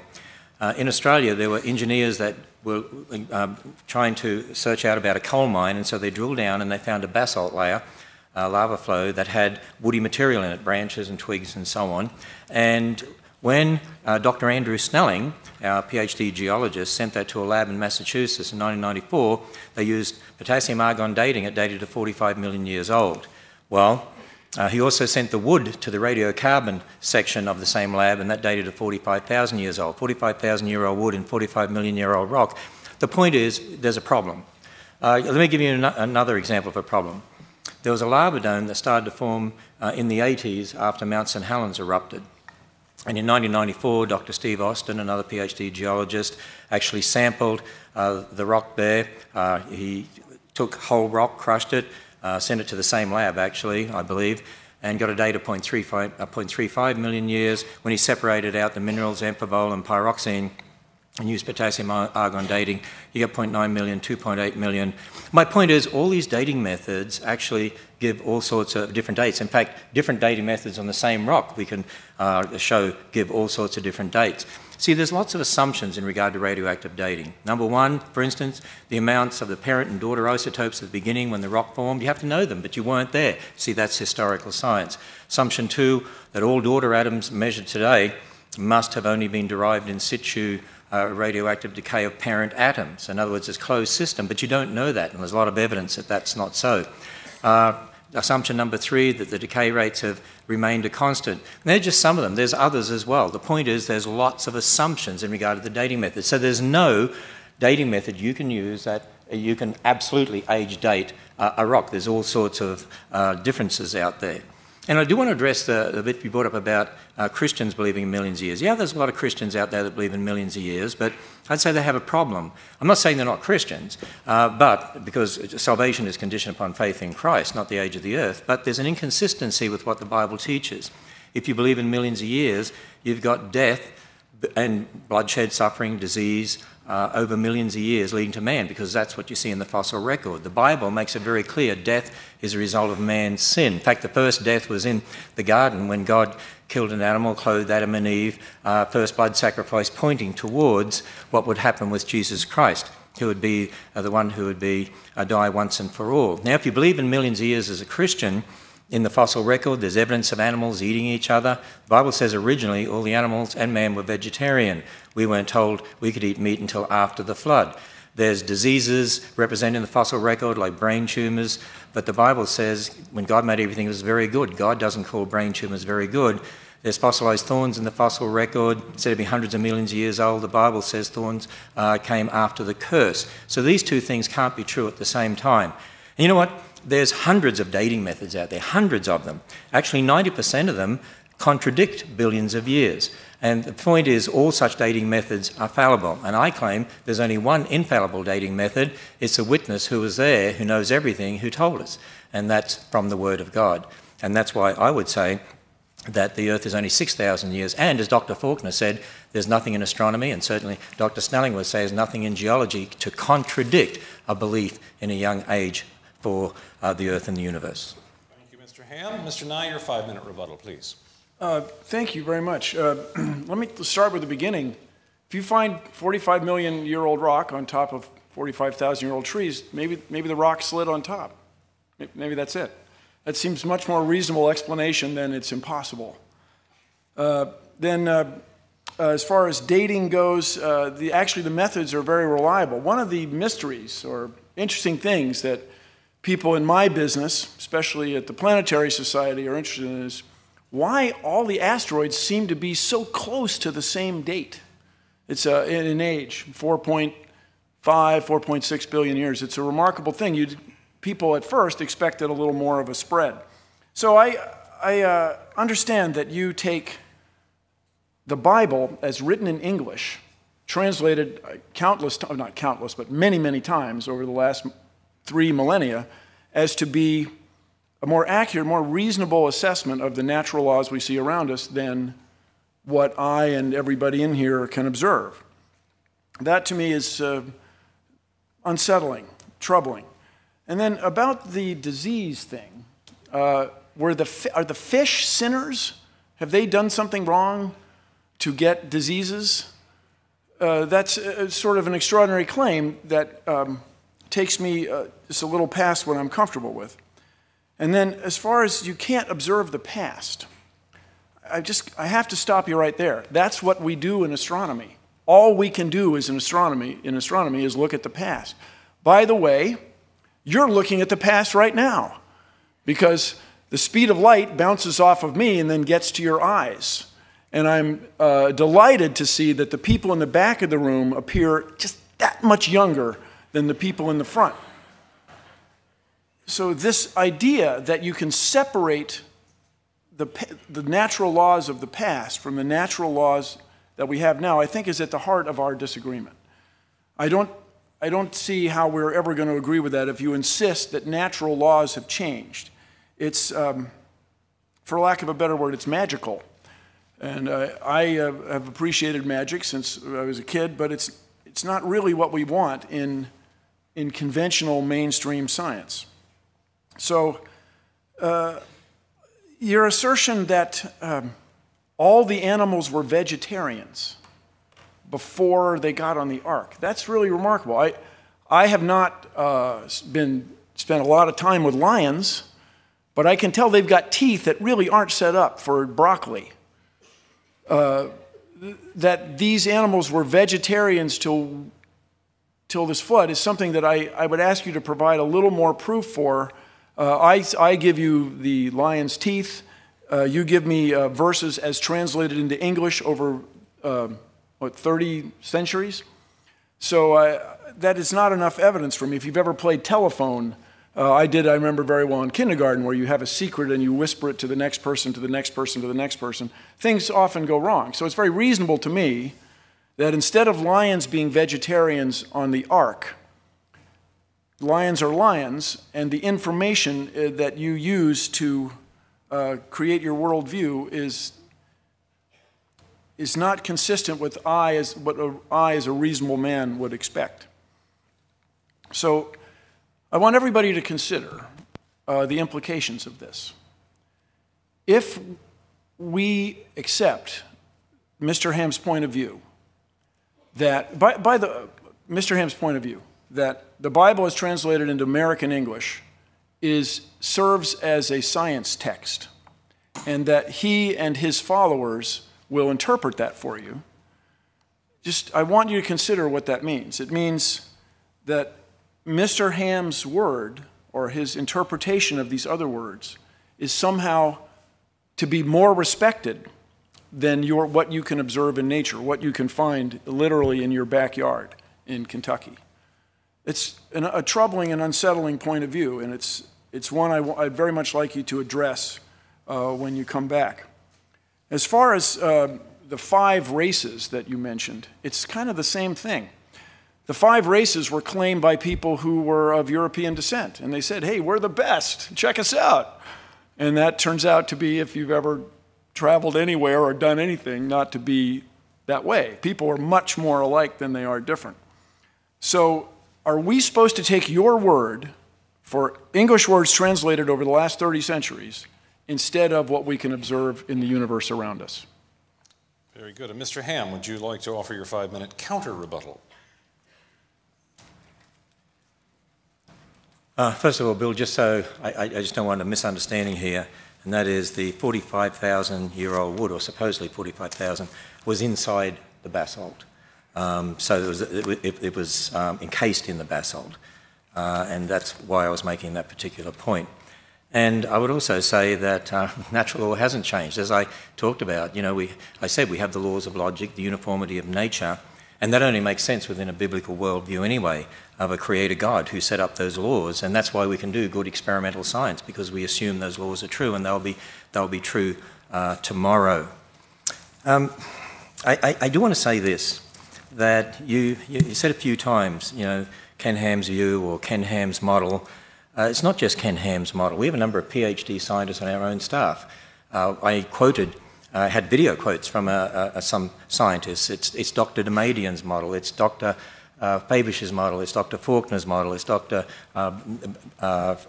Snelling's model. It's Dr. Purdham's model. And so it goes on. In other words, and you go on our website, and there are lots of creation scientists who agree with exactly what we're saying concerning the Bible and concerning the Bible's account of creation. So it's not just my model in that sense. There's so much that I could say, but as I listen to you, I believe you're confusing terms in regard to species and kinds, because we're not saying God created all those species, we're saying God created kinds, and we're not saying species got on the ark, we're saying kinds. In fact, we've had researchers working on what is a kind. For instance, there's a number of papers published on our website where, for instance, they look at dogs and they say, well, this one breeds with this one, with this one, with this one, this one, this one, and you can look at all the papers around the world and you can connect them all together and say that obviously represents one kind. In fact, as they've been doing that research, they have predicted probably less than actually 1,000 kinds were on Noah's Ark. which means just over 2,000 animals, and the average size of a land animal is not that big. So, there was plenty of room on the Ark. I also believe that a lot of what you were saying was really illustrating my point. You were talking about tree rings and ice layers and just talking about kangaroos getting to Australia and all sorts of things like that. But see, we're talking about the past when we weren't there. We didn't see those tree rings actually forming. We didn't see those layers being laid down. In 1942, for instance, there were some planes that were landed on the ice in Greenland, and they found them, 46 years later, I think it was, 3 miles away from the original location with 250 feet of ice buried on top of them. So ice can build up catastrophically. If you assume 1 layer a year or something like that, it's like the dating methods. You're assuming things in regard to the past that aren't necessarily true. In regard to lions and teeth, most bears have teeth very much like a lion or tiger, and yet most bears are primarily vegetarian. The panda, if you look at its teeth, you'd say maybe it should be a savage carnivore. It eats mainly bamboo. The little fruit bat in Australia has really sharp teeth, looks like a savage little creature, and it rips into fruit. So just because an animal has sharp teeth doesn't mean it's a meat eater, it means it has sharp teeth. And so again, it really comes down to our interpretation of these things. I think too, in regard to the Missoula example that you gave, creationists do believe there's been post-flood catastrophism. Noah's flood certainly was a catastrophic event, but then there's been post-flood catastrophism since that time as well. And again, in regard to historical science, why would you say Noah was unskilled? I mean, I didn't meet Noah, and neither did you. And, really, it's an evolutionary view of origins, I believe, because you're thinking in terms people before us aren't as good as us. Hey, there are civilizations that existed in the past, and we look at their technology, and we can't even understand today how they did some of the things that they did. Who says Noah couldn't build a big boat? By the way, the Chinese and the Egyptians built boats. In fact, some of our research indicates that some of the wooden boats that were built had 3 layers interlocking so they wouldn't twist like that and leak, which is why here at the Creation Museum we have an exhibit on the Ark where we've rebuilt 1% of the Ark to scale and show 3 interlocking layers like that. And one last thing concerning the speed of light, and that is, I'm sure you're aware of the horizon problem, and that is from a Big Bang perspective, even the secularists have a problem of getting light and radiation out to the universe to be able to exchange with the rest of the universe to get that even microwave background radiation. On their model, 15 billion years or so, they can only get it about halfway, and that's why they have inflation theories, which means everyone has a problem concerning the light issue. There's things people don't understand, and we have some models on our website by some of our scientists to help explain those sorts of things. Very good. Mr. Nye, your counter-rebuttal. Thank you, Mr. Ham, but I'm completely unsatisfied. You did not, in my view, address just fundamental questions. 680,000 years of snow ice layers, which require winter-summer cycle. Let's say you have 2,000 kinds instead of 7. That makes the problem even more extraordinary. Multiplying 11 by by 3.5, we get to 35, 40 species every day that we don't see. They're not extant. In fact, you probably know we're losing species due to mostly human activity and the loss of habitat. Then, as far as Noah being an extraordinary shipwright, I'm very skeptical. The shipwrights, my ancestors, the Nye family in New England, spent their whole life learning to make ships. I mean, it's very reasonable, perhaps, to you that Noah had superpowers and was able to build this extraordinary craft with 7 family members, but to me it's just not reasonable. Then, by the way, the fundamental thing we disagree on, Mr. Ham, is this nature of what you can prove to yourself. This is to say, when people make assumptions based on radiometric data, when they make assumptions about the expanding universe, when they make assumptions about the rate at which genes change in populations of bacteria in laboratory growth media. They're making assumptions based on previous experience. They're not coming out of whole cloth. So next time you have a chance to speak, I encourage you to explain to us why we should accept your word for it, that natural law changed just 4,000 years ago. completely, and there's no record of it. You know, there are pyramids that are older than that. There are human populations that are far older than that, with traditions that go back farther than that. And it's just not reasonable to me that everything changed 4,000 years ago. By everything, I mean the species, the surface of the earth, the stars in the sky, and the relationship of all the other living things on earth to humans. It's just not reasonable to me that everything changed like that. And another thing I would very much appreciate you addressing, there are billions of people in the world who are deeply religious, and I respect that. People get tremendous community and comfort and nurture and support from their religious fellows in their communities, in their faiths, in their churches, and yet they don't accept your point of view. There are Christians who don't accept that the earth could somehow be this extraordinarily young age because of all the evidence around them. And so, what is to become of them, in your view? And by the way, this thing started, as I understand it, Ken Ham's creation model is based on the Old Testament. So when you bring in, I'm not a theologian, when you bring in the New Testament, isn't that a little out of the box? I'm looking for explanations of the creation of the world as we know it, based on what I'm going to call science. Not historical science, not observational science. Things that each of us can do, akin to what we do. We're trying to outguess the characters on murder mystery shows, on crime scene investigation especially. What is to become of all those people who don't see it your way? For us in the scientific community, I remind you that when we find an idea that's not tenable, that doesn't work, that doesn't fly, doesn't hold water, whatever idiom you'd like to embrace, we throw it away. We're delighted. That's why I say if you can find a fossil that has swum between the layers, bring it on. You would change the world. If you could show that somehow the microwave background radiation is not a result of the Big Bang, come on, write your paper, tear it up. So your view that we're supposed to take your word for this book written centuries ago, translated into American English, is somehow more important than what I can see with my own eyes is an extraordinary claim. And for those watching online especially, I want to remind you that we need scientists and especially engineers for the future. Engineers use science to solve problems and make things. We need these people so that the United States can continue to innovate and continue to be a world leader. We need innovation, and that needs science education. Thank you. All right, thank you both. Now we're going to get to the things moving a little bit faster, and I think they may be quite interesting here. It's 40 to 45 minutes, maybe a little bit more actually, we'll have a little more, for questions and answers submitted by our audience here in the Creation Museum. Beforehand, we handed out these cards to everyone. I shuffled them here in the back, and in fact I dropped a lot of them, and then I scooped them up again. And if you saw me sorting through them here, it was to get a pile for Mr. Nye and a pile for Mr. Ham, so that we can alternate reasonably between them. Other than that, the only reason I will skip over one is if I can't read it, or if it's a question that I don't know how to read because it doesn't seem to make any sense, which sometimes happens just because of the way people write.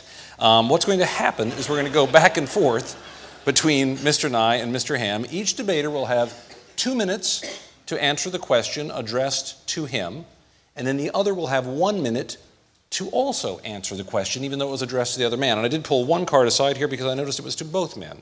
So we may be able to get to that at some point. Mr. Ham, you've been up first. If you'll hop up first this time, and Mr. Nye, you can stand by for your responses. 2 minutes. How does creationism account for the celestial bodies, planets, stars, moons, moving further and further apart?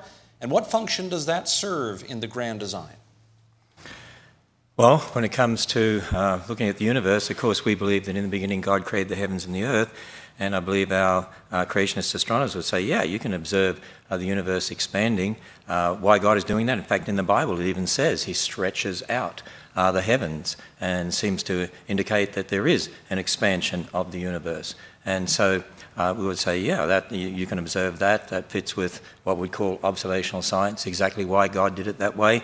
I can't answer that question, of course, because, you know, the Bible says that God made the heavens for his glory, and that's why he made the stars that we see out there, and it's to tell us how great he is and how big he is. And in fact, I think that's the thing about the universe. The universe is so large, so big out there. One of our planetarium programs looks at this, where we go in and show you how large the universe is, and I think it shows us how great God is, how big he is, that he's an all-powerful God, he's an infinite God, an infinite, all-knowing God who created the universe to show us his power.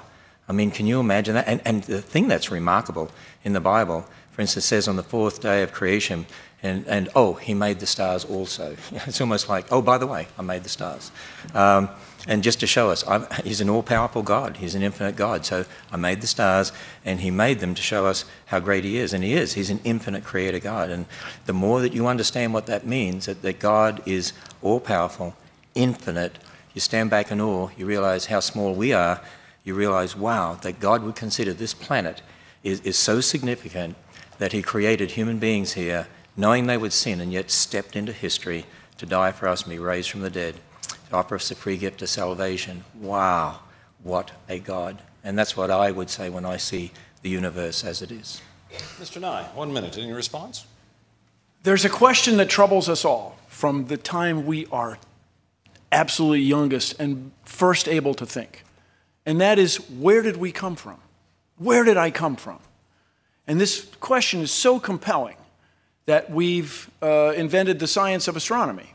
We've invented life science. We've invented physics. We've discovered these natural laws so that we can learn more about our origin and where we came from. To you, when it says he invented the stars also, that's satisfying. You're done. Oh, good. Okay. To me, when I look at the night sky, I want to know what's out there. I'm driven. I want to know if what's out there is any part of me, and indeed it is. The oh, by the way, I find compelling, you are satisfied. And the big thing I want from you, Mr. Ham, is can you come up with something that you can predict? Do you have a creation model that predicts something that will happen in nature? And that's time. Mr. Nye, the next question is for you. How did the atoms that created the Big Bang get there? This is the great mystery. You've hit the nail on the head. No, this is so, what was before the Big Bang? This is what drives us. This is what we want to know. Let's keep looking. Let's keep searching. When I was young, it was presumed that the universe was slowing down. It's a Big Bang, except it's in outer space. There's no air, so it goes out like that. And so people presumed that it would slow down, that the universe, the gravity especially, would hold everything together, and maybe it's going to come back and explode again. And people went out, and the mathematical expression is the universe flat? This is a mathematical expression. Will the universe slow down asymptotically without ever stopping? Well, in 2004, Saul Perlmutter and his colleagues went looking for the rate at which the universe was slowing down. Let's go out and measure it. And we do it with this extraordinary system of telescopes around the world, looking at the night sky, looking for supernovae. These are standard brightness that you can infer distances with. And the universe isn't slowing down. It's accelerating. The universe is accelerating in its expansion. And do you know why? Nobody knows why. Nobody knows why. And you'll hear the expression nowadays, dark energy, dark matter, which are mathematical ideas that seem to reckon well with what seems to be the gravitational attraction of clusters of stars, galaxies, and their expansion. And then, isn't it reasonable that whatever is out there causing the universe to expand is here also? And we just haven't figured out how to detect it. My friends, suppose a science student from the Commonwealth of Kentucky pursues a career in science and finds out the answer to that deep question. Where did we come from? What was before the Big Bang? To us, this is wonderful and charming and compelling. This is what makes us get up and go to work every day, is to try to solve the mysteries of the universe. And that's time. Mr. Ham, a response? Bill, I just want to let you know that there actually is a book out there that actually tells us where matter came from. And the very first sentence in that book says, "In the beginning, God created the heavens and the earth." And really that's the only thing that makes sense. It's the only thing that makes sense of why not just matter is here, where it came from, but why matter, when you look at it, we have information and language systems that build life, not just matter. And where did that come from? Because matter can never produce information. Matter can never produce a language system. Languages only come from intelligence. Information only comes from information. The Bible tells us that the things we see, like in the book of Hebrews, are made from things that are unseen.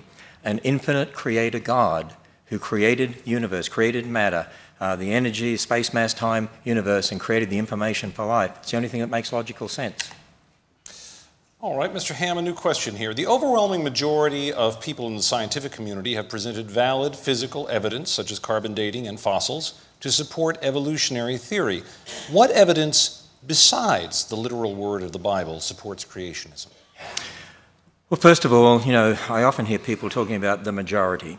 I would agree that the majority of scientists would believe in millions of years. The majority would believe in evolution, but there's a large group out there that certainly don't. But the first thing I want to say is that it's not the majority that's a judge of truth. There have been many times in the past when the majority have got it wrong. The majority of doctors in England once thought after you cut up bodies you could go and deliver babies, and wonder why the death rate was high in hospitals till they found out about diseases caused by bacteria and so on. The majority once thought the appendix was a leftover organ from our evolutionary ancestry, so when it's okay, rip it out. When it's disease, rip it out. Rip it out anyway. But these days we know that it's for the immune system, and it's very, very important. So first it's important to understand that just because the majority believes something doesn't mean that it's true. And then I'm sorry, I missed the last part of the question there. What was the? Make sure I have the right question here. About carbon dating. So what evidence besides the literal word of the Bible supports creationism? Well, one of the things I was doing was I was making predictions. I made some predictions. There's a whole list of predictions. And I was saying, if the Bible's right, and we're all descendants of Adam and Eve, there's one race. And I went through and talked about that. If the Bible's right and God made kinds, I went through and talked about that. And so really that question comes down to the fact that we're again dealing with the fact there's aspects about the past that you can't scientifically prove because you weren't there, but observational science in the present. Bill and I all have the same observational science. We're here in the present. We can see radioactivity, but when it comes to then talking about the past, you're not going to be scientifically able to prove that, and that's what we need to admit. But we can be great scientists in the present, as the examples I gave you of Dr. Demadian or Dr. Stuart Burgess or Dr. Fabich, and we can be investigating the present. Understanding the past is a whole different matter. Mr. Nye, 1 minute response. Thank you, Mr. Ham. I have to disabuse you of a fundamental idea. If a scientist, if anybody, makes a discovery that changes the way people view natural law, scientists embrace him or her. This person's fantastic. Louis Pasteur, you made reference to germs. No, if you find something that changes, that disagrees with common thought, that's the greatest thing going in science. We look forward to that change. We challenge you. Tell us why the universe is accelerating. Tell us why these mothers were getting sick. And we found an explanation for it. And but just the idea that the majority has sway in science is true only up to a point. And then the other thing I just want to point out, what you may have missed in evolutionary explanations of life is it's the mechanism by which we add complexity. The Earth is getting energy from the sun all the time, and that energy is used to make life forms somewhat more complex. And that's time. New question for you, Mr. Nye. How did consciousness come from matter? Don't know. This is a great mystery. A dear friend of mine is a neurologist. She studies the nature of consciousness. Now, I will say, I used to embrace a joke about dogs. Who doesn't? And you can say, this guy remarked, I've never seen a dog paralyzed by self-doubt. Actually, I have. Furthermore, the thing that we celebrate, there are 3 sundials on the planet Mars that bear an inscription to the future, to those who visit here We wish a safe journey and the joy of discovery. It's inherently optimistic about the future of humankind, that we will one day walk on Mars.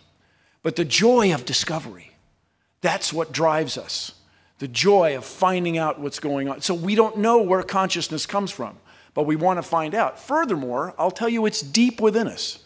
I claim that I have spent time with dogs that have had the joy of discovery. It's way inside us. We have one ancestor, as near as we can figure. And by the way, if you can find what we in science call a second genesis, this is to say, did life start another way on the earth? There are researchers at Astrobiology Institute, researchers supported by NASA, your tax dollars, that are looking for answer to that very question. Is it possible that life could start another way? Is there some sort of life form akin to science fiction that's crystal instead of membranous? This would be a fantastic discovery that would change the world. The nature of consciousness is a mystery. I challenge the young people here to investigate that very question. And I remind you, taxpayers and voters that might be watching, if we do not embrace the process of science, I mean in the mainstream, we will fall behind economically. This is a point I can't say enough. Mr. Ham, a 1-minute response. Bill, I do want to say that there is a book out there that does document where consciousness came from. And in that book, the one who created us said that he made man in his image, and he breathed into man, and he became a living being. And so the Bible does document that. That's where consciousness came from, that God gave it to us.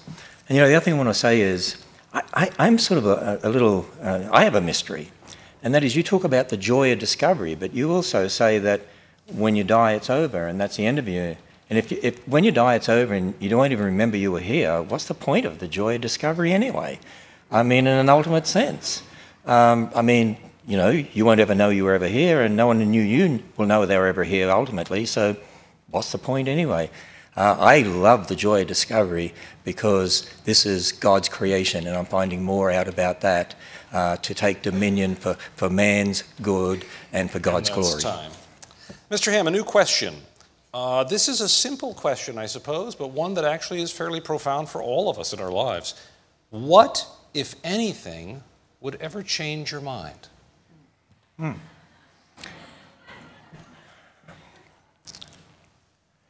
Well, the answer to that question is, I'm a Christian. And as a Christian, I can't prove it to you, but God has definitely shown me very clearly through his word and shown himself in the person of Jesus Christ. The Bible is the word of God. I admit that that's where I start from. I can challenge people that you can go and test that. You can make predictions based on that. You can check the prophecies in the Bible. You can check the statements in Genesis. You can check that. And I did a little bit of that tonight. And I can't ultimately prove that to you. All I can do is to say to someone, look, if the Bible really is what it claims to be, if it really is the Word of God and that's what it claims, then check it out.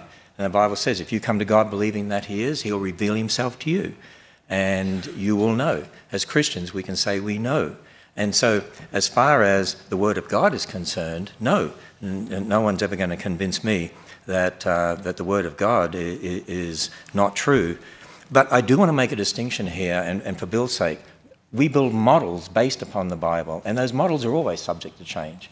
The fact of Noah's flood is not subject to change. The model of how the flood occurred is subject to change because we observe in the current world, and we're able to come up with maybe different ways this could have happened or that could have happened, and that's part of that scientific discovery. That's part of what it's all about. The bottom line is that as a Christian, I have a foundation, but as a Christian, I would ask Bill the question, what would change your mind? I mean, you said even if you came to faith, you'd never give up believing in billions of years. I think I quoted you correctly, you said something like that recently. So that would be also my question to Bill. Time. Mr. Nye? We would just need one piece of evidence. We would need the fossil that swam from one layer to another. We would need evidence that the universe is not expanding. We would need evidence that the stars appear to be far away, but they're not.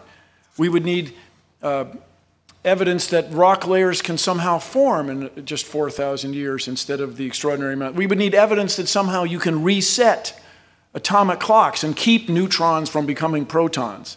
You bring on any of those things and you would change me immediately. The question I have for you, though, fundamentally, and for everybody watching, Mr. Ham, what can you prove? What you have done tonight is spent all the time coming up with explanations about the past.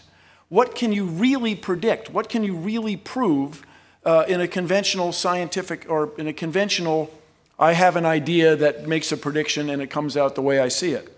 This is very troubling to me. Mr. Nye, a new question. Outside of radiometric methods, what scientific evidence supports your view of the age of the Earth? The age of the Earth? Well, the age of stars. Let's see. Radiometric evidence is pretty compelling. Also, the deposition rates. It was Lyell, a geologist, who realized, my recollection, he came up with the first use of the term deep time. When people realized that the Earth had to be much, much older. In a related story, there was a mystery as to how the Earth could be old enough to allow evolution to have taken place. How could the Earth possibly be 3 billion years old? Lord Kelvin did a calculation. If the sun were made of coal and burning, it couldn't be more than 100,000 or so years old. But radioactivity was discovered. Radioactivity is why the Earth is still as warm as it is. It's why the Earth has been able to sustain its internal heat all these millennia. And this discovery, it's something like this question, without radiometric dating, how would you view the age of the Earth? To me, it's akin to the expression, well, if things were any other way, things would be different. This is to say, that's not how the world is. Radiometric dating does exist. Neutrons do become protons, and that's our level of understanding today. The universe is accelerating. These are all provable facts. That there was a flood 4,000 years ago is not provable. In fact, the evidence, for me at least, as a reasonable man, is overwhelming that it couldn't possibly have happened. There's no evidence for it. Furthermore, Mr. Ham, you never quite addressed this issue of the skulls. There are many, many steps in what appears to be the creation or the coming into being of you and me. And those steps are consistent with evolutionary theory. And that is time. Mr. Ham, your response. By the way, just want people to understand too, in regard to the age of the Earth being about 4.5 billion years, no Earth rock was dated to get that date. They dated meteorites, and because they assumed meteorites were same age as the Earth, left over from the formation of the solar system, that's where that comes from. People think they dated rocks on the Earth to get the 4.5 billion years. That's just not true. And the other point that I was making, and I just put this slide back up because I happen to just have it here, and that is, I said at the end of my first rebuttal time that there are hundreds of physical processes that set limits on the age of the Earth. Here's the point. Every dating method involves a change with time, and there are hundreds of them. And if you assume what was there to start with, and you assume something about the rate, and you know about the rate, you make lots of those assumptions. Every dating method has those assumptions. Most of the dating methods, 90% of them, contradict the billions of years. There's no absolute age dating method from scientific method because you can't prove scientifically young or old. And here is a new question. It starts with you, Mr. Ham. Can you reconcile the change in the rate continents are now drifting versus how quickly they must have traveled at creation 6,000 years ago? The rate, sorry, I missed that word. Can you reconcile the speed at which continents are now drifting today to the rate they would have had to have traveled 6,000 years ago to reach where we are now? I think that's the question. Okay, I think I understand the question. Actually, this again illustrates exactly what I'm talking about in regard to historical science and observational science. We can look at continents today, and we have scientists who have written papers about this on on our website. I'm definitely not an expert in this area, I don't claim to be, but there are scientists, even Dr. Andrew Snelling, our PhD geologist, has done a lot of research here too as well, and there are others out there into plate tectonics and continental drift. And certainly we can see movements of plates today. And if you look at those movements, and if you assume the way it's moving today, the rate it's moving, that it's always been that way in the past, see, that's an assumption. That's the problem when it comes to understanding these things. You can observe movement, but then to assume that it's always been like that in the past, that's historical science. And in fact, we would believe basically in catastrophic plate tectonics, that as a result of the flood, at the time of the flood, there was catastrophic breakup of the Earth's surface. And what we're seeing now is sort of, if you like, a remnant of that movement. And so we do not deny the movement, we do not deny the plates. What we would deny is that you can use what you see today as a basis for just extrapolating into the past. It's the same with the flood. You can say, well, layers today only get laid down slowly in places, but if there was a global flood, that would have changed all of that. Again, it's this emphasis on historical science and observational science. And I would encourage people to go to our website at Answers in Genesis, because we do have a number of papers, in fact, very technical papers. Dr. John Baumgartner is one who's written some very extensive work dealing with this very issue. On the basis of the Bible, of course, we believe there's one continent to start with because the waters were gathered together into one place. So we do believe that the continent has split up, but particularly the flood had a lot to do with that. And time on that. Mr. Nye, a response. It must have been easier for you to explain this a century ago, before the existence of tectonic plates was proven. If you go into a clock store and there's a bunch of clocks, they're not all going to say exactly the same thing. Do you think that they're all wrong? The reason that we acknowledge the rate at which continents are drifting apart, one of the reasons, is we see what's called sea floor spreading in the mid-Atlantic. The Earth's magnetic field has reversed over the millennia, and as it does, it leaves a signature in the rocks as the continental plates drift apart. So you can measure how fast the continents were spreading. That's how we do it on the outside. As I said, I lived in Washington State when Mount St. Helens exploded. That's a result of a continental plate going under another continental plate and cracking, and this water-laden rock led to a steam explosion. That's how we do it on the outside. And this is a question for you, Mr. Nye, but I guess I can put it to both of you. One-word answer, please. Favorite color? I will go along with most people and say green, and it's an irony that green plants reflect green light. Did I not say one-word answer? Most of the light. I said one-word answer. Most of the light from the sun is green, yet they reflect it. It's a mystery. Well, can I have 3 words, seeing as he had 300? You can have 3. Okay. Observational science, blue. All right. We're back to you, Mr. Nye. How do you balance the theory of evolution with the second law of thermodynamics? And I'd like to add a question here. What is the second law of thermodynamics? Oh, second law of thermodynamics is fantastic. And I call the words of Eddington, who said, if you have a theory that disagrees with Isaac Newton, that's a great theory. If you have a theory that disagrees with relativity, wow, you've changed the world, that's great. But if your theory disagrees with the second law of thermodynamics, I can offer you no hope. I can't help you. And the second law of thermodynamics basically is where you lose energy to heat. This is why car engines are about 30% efficient. That's it, thermodynamically. That's why you want the hottest explosion you can get in the coldest outside environment. You have to have a difference between hot and cold, and that difference can be assessed scientifically or mathematically with this word entropy, this disorder of molecules. But the fundamental thing that this questioner has missed is the Earth is not a closed system. So there's energy pouring in here from the sun, if I may, day and night, because the night it's pouring in on the other side. And so that energy is what drives living things on Earth, especially for, in our case, plants.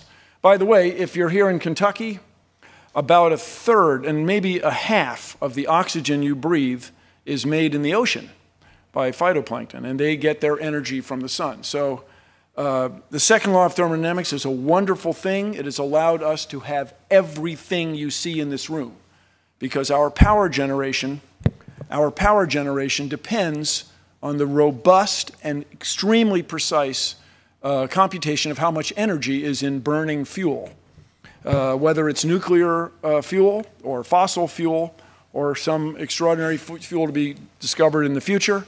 The second law of thermodynamics will govern any turbine that makes electricity that we all depend on and allowed all these shapes to exist. Any response, Mr. Ham? Let me just say two things, if I can, if a minute goes that fast or long. One is, you know what? Here's a point we need to understand. You can have all the energy that you want, but energy or matter will never produce life. God imposed information language system, and that's how we have life. Matter by itself could never produce life, no matter what energy you have. And you know, even if you've got a dead stick, you can have all the energy in the world in that dead stick, it's going to decay, and it's not going to produce life. From a creationist perspective, we certainly agree. I mean, before man sinned, you know, there was digestion and so on, but because of the fall, now things are running down. God doesn't hold everything together as he did back then. So now we see, in regard to the second law of thermodynamics, we'd say it's sort of, in a sense, a bit out of control now compared to what it was originally, which is why we have a running down universe. And that's time. A new question for you, Mr. Ham. Hypothetically, if evidence existed that caused you to have to admit that the earth was older than 10,000 years and creation did not occur over 6 days, would you still believe in God and the historical Jesus of Nazareth and that Jesus was the Son of God? Well, I've been emphasizing all night. You cannot ever prove using the scientific method in the present, you can't prove the age of the earth. So you can never prove it's old. So there is no hypothetical because you can't do that. Now, we can certainly use methods in the present and making assumptions. I mean, creationists use methods that change over time. As I said, there's hundreds of physical processes that you can use, but they set limits on the age of the universe, but you can't ultimately prove the age of the earth, not using the scientific method. You can't ultimately prove the age of the universe. Now, you can look at methods, and you can see that there are many methods that contradict billions of years, many methods that seem to support thousands of years. As Dr. Faulkner said in the little video clip I showed, there is nothing in observational astronomy that contradicts a young universe. Now, I've said to you before, and I admit again, that the reason I believe in a young universe is because of the Bible's account of origins. I believe that God, who has always been there, the infinite creator God, revealed in his word what he did for us. And when we add up those dates, we get thousands of years. But there's nothing in observational science that contradicts that.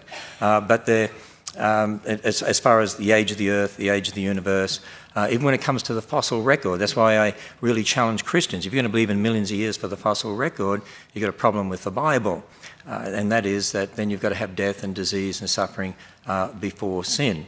So there is no hypothetical in regard to that. You can't prove scientifically the age of the earth or the universe. Bottom line. Mr. Nye. Well, of course, this is where we disagree. You can prove the age of the earth with great robustness by observing the universe around us. And I get the feeling, Mr. Ham, that you want us to take your word for it. This is to say, your interpretation of a book written thousands of years ago, as translated into American English, is more compelling for you than everything that I can observe in the world around me. This is where you and I think, are not going to see eye to eye. You asserted that life cannot come from something that's not alive. Are you sure? Are you sure enough to say that we should not continue to look for signs of water and life on Mars, that that's a waste? You're sure enough to claim that. That is an extraordinary claim that we want to investigate. Once again, what is it you can predict? What do you provide us that can tell us something about the future, not just about your vision of the past? A new question, Mr. Nye. Is there room for God in science? Well, we remind us there are billions of people around the world who are religious. and who accept science and embrace it, and especially all the technology that it brings us. Is there anyone here who doesn't have a mobile phone that has a camera? Is there anyone here whose family members have not benefited from modern medicine? Is there anyone here who doesn't use email? Is there anybody here who doesn't eat? Because we use information sent from satellites in space to plant seeds on our farms. That's how we're able to feed 7.1 billion people, where we used to barely be able to feed 1 billion. So that's what I see. That's what we have used science, or the process. Science for me is two things. It's the body of knowledge, the atomic number of rubidium, and it's the process, the means by which we make these discoveries. So for me, that's not really that connected with your belief in a spiritual being or a higher power. If you reconcile those two, scientists, the head of the National Institutes of Health is a devout Christian. There are billions of people in the world who are devoutly religious. They have to be compatible because those same people embrace science. The exception is you, Mr. Ham. That's the problem for me. You want us to take your word for what's written in this ancient text to be more compelling than what we see around us. The evidence for a higher power and spirituality is, for me, separate. I encourage you to take the next minute and address this problem of the fossils, this problem of the ice layers, this problem of the ancient trees, this problem of the ark. I mean, really address it. And so then we could move forward. But right now, I see no incompatibility between religions and science. Mr. Ham, response? Yeah, I actually want to take the minute to address the question. Let me just say this. My answer would be God is necessary for science. In fact, you talked about cell phones. Yeah, I have a cell phone. I love technology. We love technology here at Answers in Genesis. And I have email. I probably had millions of them while I've been speaking up here. And satellites and what you said about, the information we get. I agree with all that. See, they're the things that can be done in the present. And that's just like I showed you, Dr. Stuart Burgess, who invented that gear set for the satellite. Creationists can be great scientists. But see, I say God is necessary because you have to assume the laws of logic. You have to assume the laws of nature. You have to assume the uniformity of nature. And that was the question I had for you. Where does that come from if the universe is here by natural processes? Christianity and science, the Bible and science go hand in hand. We love science. But again, you've got to understand, inventing things, that's very different than talking about our origins. Two very different things. Mr. Ham, a new question. Do you believe the entire Bible is to be taken literally? For example, should people who touch pig's skin, I think it says here, be stoned? Can men marry multiple women? Do I believe the entire Bible should be taken literally? Well, remember in my opening address, I said we have to define our terms. So when people ask that question, say literally, I have to know what that person meant by literally. Now, I would say this. If you say naturally, and that's what you mean by literally, I would say, yes, I take the Bible naturally. What do I mean by that? Well, if it's history, as Genesis is, it's written as typical historical narrative, you take it as history. If it's poetry, as we find in the Psalms, then you take it as poetry. It doesn't mean it doesn't teach truth, but it's not a cosmological account in the sense that Genesis is. There's prophecy in the Bible. And there's literature in the Bible, concerning future events and so on. So if you take it as written, naturally, according to the type of literature, and you let it speak to you in that way, that's how I take the Bible. It's God's revelation to man. He used different people. The Bible says that all Scripture is inspired by God, so God moved people by His Spirit to write His words. And also there's a lot of misunderstanding in regard to Scripture and in regard to the Israelites. I mean, we have laws in our civil government here in America that the government sets. Well, there were certain laws for Israel. And, some people take all that out of context and then they try to impose it on us today as Christians and say, you should be obeying those laws. It's a misunderstanding of the Old Testament. It's a misunderstanding of the New Testament. And again, it's important to take the Bible as a whole, interpreting Scripture as Scripture. If it really is the Word of God, then there's not going to be any contradiction which says not. And by the way, when men were married to multiple women, there were lots of problems. And the Bible condemns that for what it is, and the Bible is very clear. The Bible is a real book. There were people who did things that were not in accord with Scripture, and it records this for us. It helps you understand it's a real book. But marriage was one man for one woman. Jesus reiterated that in Matthew 19, as I had in my talk. And so those that did marry multiple women were wrong. Time there. Mr. Nye, response. So it sounds to me, just listening to you over the last 2 minutes, that there's certain parts of this document of the Bible that you embrace literally and other parts you consider poetry. So it sounds to me in those last 2 minutes like you're going to take what you like, interpret literally, and other passages you're going to interpret as poetic or descriptions of human events. All that aside, I'll just say scientifically, or as a reasonable man, it doesn't seem possible that all these things that contradict your literal interpretation of those first few passages, all those things that contradict that, I find unsettling when you want me to embrace the rest of it as literal. Now, as I say, am not a theologian, but we started this debate, is the Ken Ham's creation model viable? Does it hold water? Can it fly? Does it describe anything?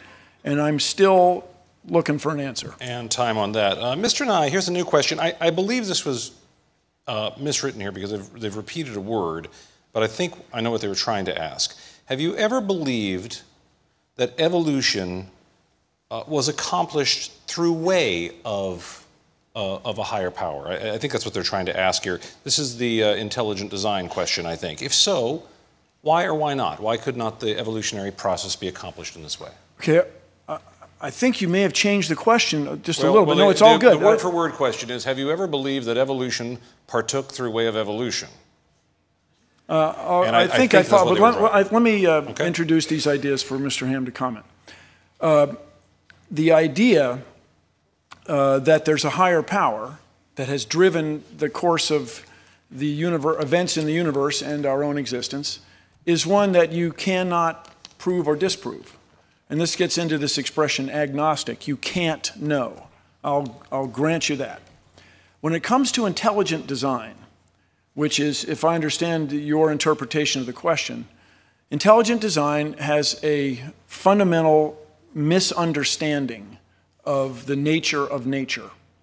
This is to say, the old expression is if you were to find a watch in the field and you'd pick it up, you would realize that it was created by somebody who was thinking ahead, somebody with an organization chart with somebody at the top, and he'd order screws from screw manufacturers and springs from spring manufacturers and glass crystals from crystal manufacturers. But that's not how nature works. This is the fundamental insight in the explanation for living things that's provided by evolution. Evolution is a process that adds complexity through natural selection. This is to say, nature has its mediocre designs eaten by its good designs. And so the perception that there's a designer that created all this is not necessarily true, because we have an explanation that is far more compelling and provides predictions, and things are repeatable. I'm sure, Mr. Ham, here at the facility, you have an organization chart. I imagine you're at the top, and it's a top-down structure. Nature is not that way. Nature is bottom-up. This was the discovery. Things merge up. Whatever makes it keeps going. Whatever doesn't make it falls away. And this is compelling and wonderful and fills me with joy and is inconsistent with a top-down view. And that's time. Mr. Ham.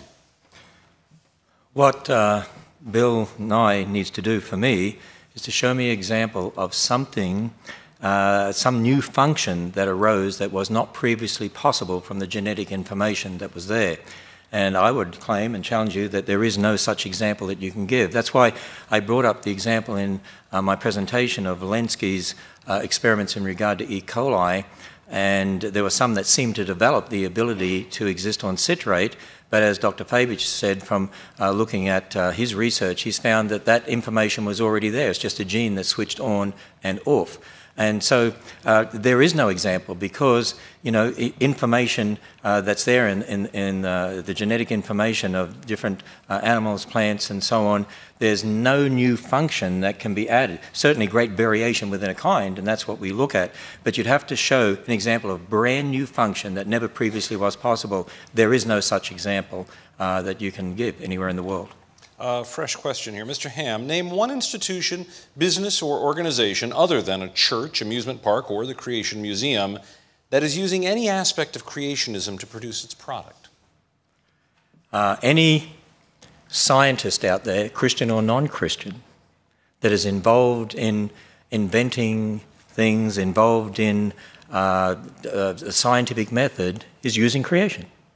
They are, because they're borrowing from a Christian worldview. They're using the laws of logic. I keep emphasizing that. I want Bill to tell me, in a view of the universe, it's a result of natural processes, explain where the laws of logic came from. Why should we trust the laws of nature? I mean, are they going to be the same tomorrow as they were yesterday? In fact, some of the greatest scientists that ever lived, Isaac Newton, James Clerk Maxwell, Michael Faraday, were creationists. And as one of them said, you know, he's thinking God's thoughts after him. And that's really, modern science really came out of that thinking, that we can do experiments today and we can do the same tomorrow. We can trust the laws of logic. We can trust the laws of nature. And if we don't teach our children correctly about this, they're not going to be innovative. And they're not going to be able to come up with inventions to advance. The person was trying to get doing what so. And as you saw, creationists out there who publish, people might know that they're creationists because of the topic, but there's lots of and except the Ken Ham round, you can correct me. It sounds as most parts of the Bible. People who never heard of it, never heard of you. What became of all doomed? Know how much time you spent talking to law of how the process of science that man is evolving and growing smart. British word that was used in the middle 1800s. It's survival scores on standardized tests. It means, such as it is, the evidence of since 1960, where. And so it is our capacity and remarkable fact. Seems to be the waves to us we can control our environment and even take it's how you around you. So as the world change caused by an impact, live through that catastrophe. Very excited to give us some evidence for evolution. He said, look, the ones that are living there, their ancestors had eyes, now these ones are blind. And that's dark like that, those with eyes might have got diseases and died out. Those that had mutations for no eyes are the ones that survived. They're not getting new function. There's no example of that. We're down to our final question here. Minutes on this, if we can, please. Than anything else. Well, you that there's an infinite God and talks about the origin of the universe, and the origin is the origin of land creatures, the origin of marriage, languages, the origin of the book, and it gives us an account of a globe. What about the rest of the book? Well, that history of salvation, that God's Son stepped in history to know others, and there's a lot more that you can look at. The flood, yeah, different languages you can look at. And the Bible says if you come to God believing that He is, He'll see. Mr. Nye, anything else upon which you... And I base my beliefs on science. It fills me with joy to make this. It fills me to joy to wonderful and astonishing thing to me that you and I are somehow to pursue that, to find, and they drive us.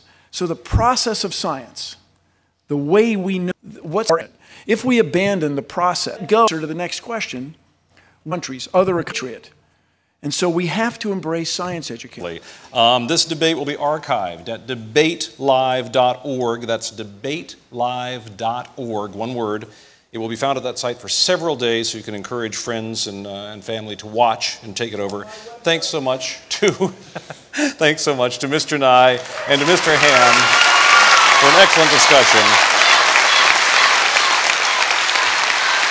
I'm Tom Foreman. Thank you. Good night from Petersburg, Kentucky, and the Creation Museum.